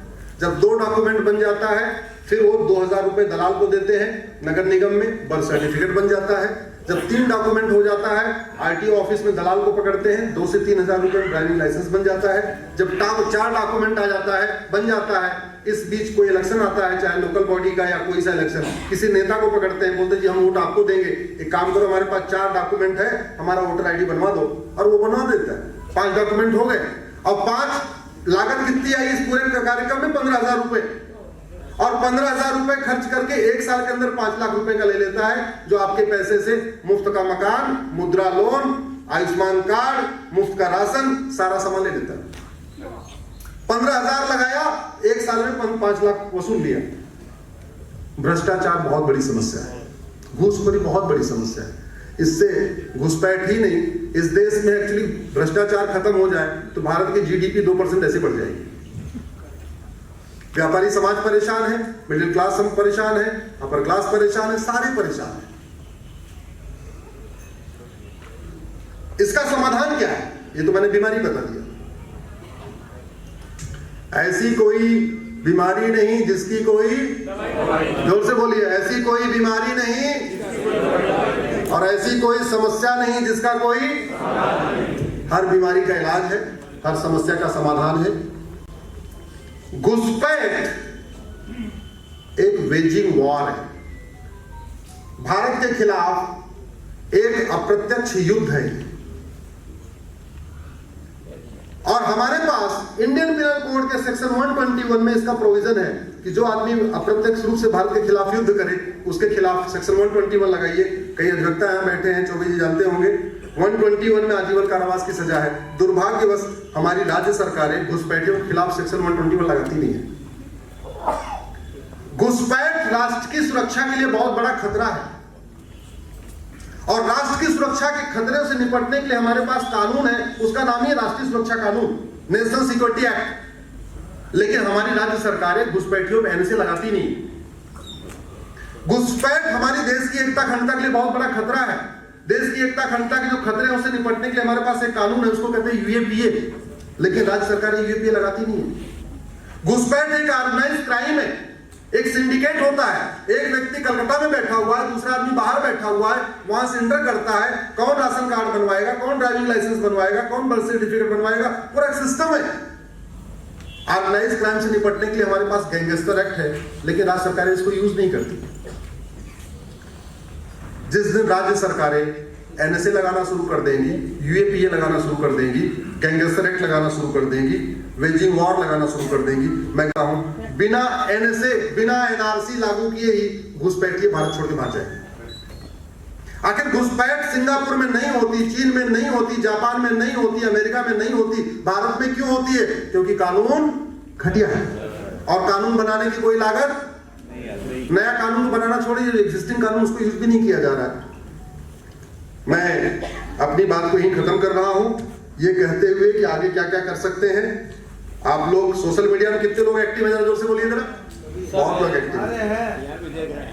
तो भैया समस्याओं का समाधान संसद और सुप्रीम कोर्ट में होगा। संसद और सुप्रीम कोर्ट को जगाने का तरीका है सड़क और सोशल मीडिया। तो जो लोग साप्ताहिक रूप से सांसद के यहाँ चाय पानी करने जा सकते हैं, वो साप्ताहिक से सांसद के यहाँ जाए। जो नहीं जा सकते तो कम से कम सोशल मीडिया में थोड़ा अपने फ्रेंड्स बढ़ा लें, फेसबुक पे फ्रेंड बढ़ा लें। आपको 5000 फ्रेंड बनाने की छूट मिली है, उसको छूट कर लीजिए और समस्या नहीं, मूल कारण और अस्थायी समाधान लिखिए। जब कोई समस्या दिखाई पड़े उसका मूल कारण अस्थायी समाधान लिखिए। ऐसी कोई बीमारी नहीं जिसकी कोई, ऐसी कोई समस्या नहीं जिसका कोई। और दूसरा, 1984 में एक रिकॉर्ड बना था, हम ही लोगों ने मिलकर बनाया। 1984 में कितने लोग वोटर थे? किन लोगों ने 1984 वोट दिया? बड़ी संख्या में लोगों ने। 1984 में एक नारा था, अब की बार 400 पार। 1984 की बात कर रहा हूं। 1984 का एक नारा था, अब की बार 40 साल बीत चुके हैं। क्या वो लोग हम रिकॉर्ड तोड़ सकते हैं? क्या तोड़ सकते हैं क्या? तो अब की बार किसको देना है आप लोग तय कर लेंगे, वो मैं नहीं बताऊंगा, आप लोग तय कर लो। लेकिन एक भारत श्रेष्ठ भारत बनाना चाहते हैं, भारत को विश्वगुरु बनाना चाहते हैं, भारत में राम राज्य स्थापित करना चाहते हैं, घूसखोरी, कमीशनखोरी, जमाखोरी खत्म करना चाहते हैं। तो अब की बार बोले भारत माता की, भारत माता की। ओजस्वी वक्तव्य सुन रहे थे, जिसके निष्कर्ष के रूप पे मैं ये कह सकती हूँ, बाल कवि बैरागी की 4 पंक्तियां सुनाकर मैं बांगड़ जी को बुलाऊंगी कि आज मैंने सूर्य से बस जरा सा यूं कहा, आपके साम्राज्य में इतना अंधेरा क्यों रहा? तम तमाकर वह दहाड़ा, मैं अकेला क्या करूं? तुम निकम्मों के लिए मैं ही भला कब तक मरूं? आकाश की आराधना के चक्करों में मत पड़ो, संग्राम यह घनघोर है, कुछ मैं लड़ूं कुछ तुम लड़ो। तो हम सब अपने अपने स्तर पर कटिबद्ध हो जाएं। मैं इन्हीं भावनाओं के साथ सादर आमंत्रित कर रही हूँ अध्यक्षीय वक्तव्य के लिए श्री हरि मोहन बांगड़ जी।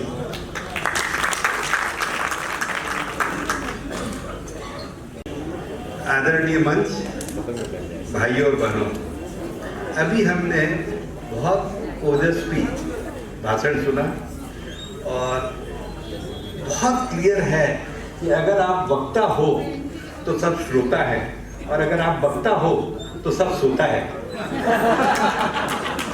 तो आपने किसी को सोने नहीं दिया, आपने बहुत देर बोला, पर कंटिन्यूअसली इतने समय तक लोगों का ध्यान अपनी तरफ रखना बहुत बड़ी बात है।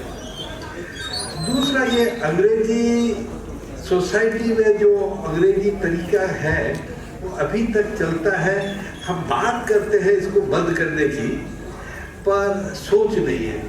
ये जो माल्यार्पण है या यहाँ पे जो हम लोगों को गुलदस्ता दिया जाए, ये जब अंग्रेज थे तो उनको महानुभाव बनना था, उनको विशिष्ट बनना था, इसलिए ये सब किया जाता था कि इनका परिचय दिया जाए, ये दिया जाए।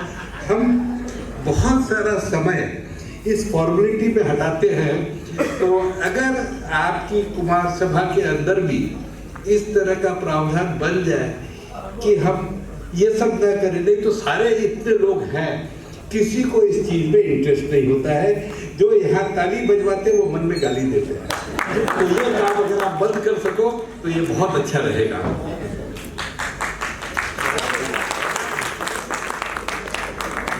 हमारे यहाँ अगर लॉ इम्प्लीमेंट हो पाए, यहाँ पे इम्प्लीमेंटेशन ऑफ लॉ बहुत वीक है। कोई को भरोसा नहीं है, चाहे बिजनेस हो चाहे कोई हो, कि हम जो कॉन्ट्रैक्ट है उसको एनफोर्सेबल कर सके। तो इसके कारण आपस में जो डाउट्स है उसके कारण बहुत बड़ा जीडीपी में नुकसान है। अगर लॉ एनफोर्सेबिलिटी किसी भी तरह से बन जाए तो हमारा जीडीपी ऐसे भी 1-2% बढ़ सकता है। दूसरी आपने बात की कि प्रदूषण की, खाना पीना खराब, ये हमारे हर प्रांत के हर जगह, चाहे सेंट्रल गवर्नमेंट हो, डिस्ट्रिक्ट हो, स्टेट हो, सब बात करते हैं कि हम फ्री में आपको साइकिल देंगे, कंप्यूटर देंगे, ये देंगे। जो भगवान ने दिया है, कोई नहीं बोलता है कि हम फ्री में आपको शुद्ध पानी और शुद्ध हवा देंगे। अगर ये शुद्ध पानी और शुद्ध हवा का प्रॉमिस कर दे तो जैसा बताया गया कि आपकी एज भी बढ़ जाएगी, आप स्वस्थ भी रहोगे। स्वास्थ्य पे जो जितना खर्चा होता है वो अगर पानी और हवा फ्री मिले तो ठीक है।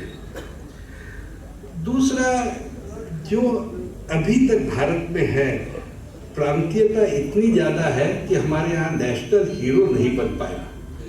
आज विवेकानंद है तो साउथ में नहीं है, और तुलसीदास है तो नॉर्थ ईस्ट में नहीं है।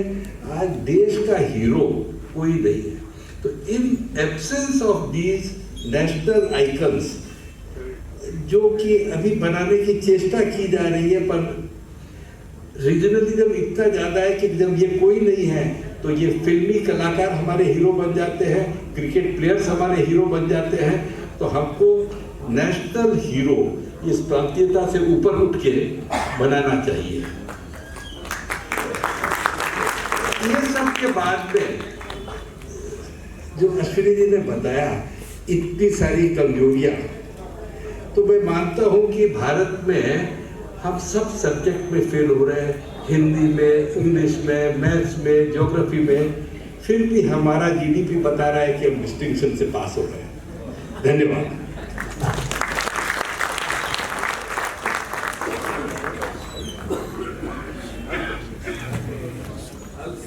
धन्यवाद ज्ञापन के लिए संस्था के उपाध्यक्ष श्री भागीरथ जी चाणक्य।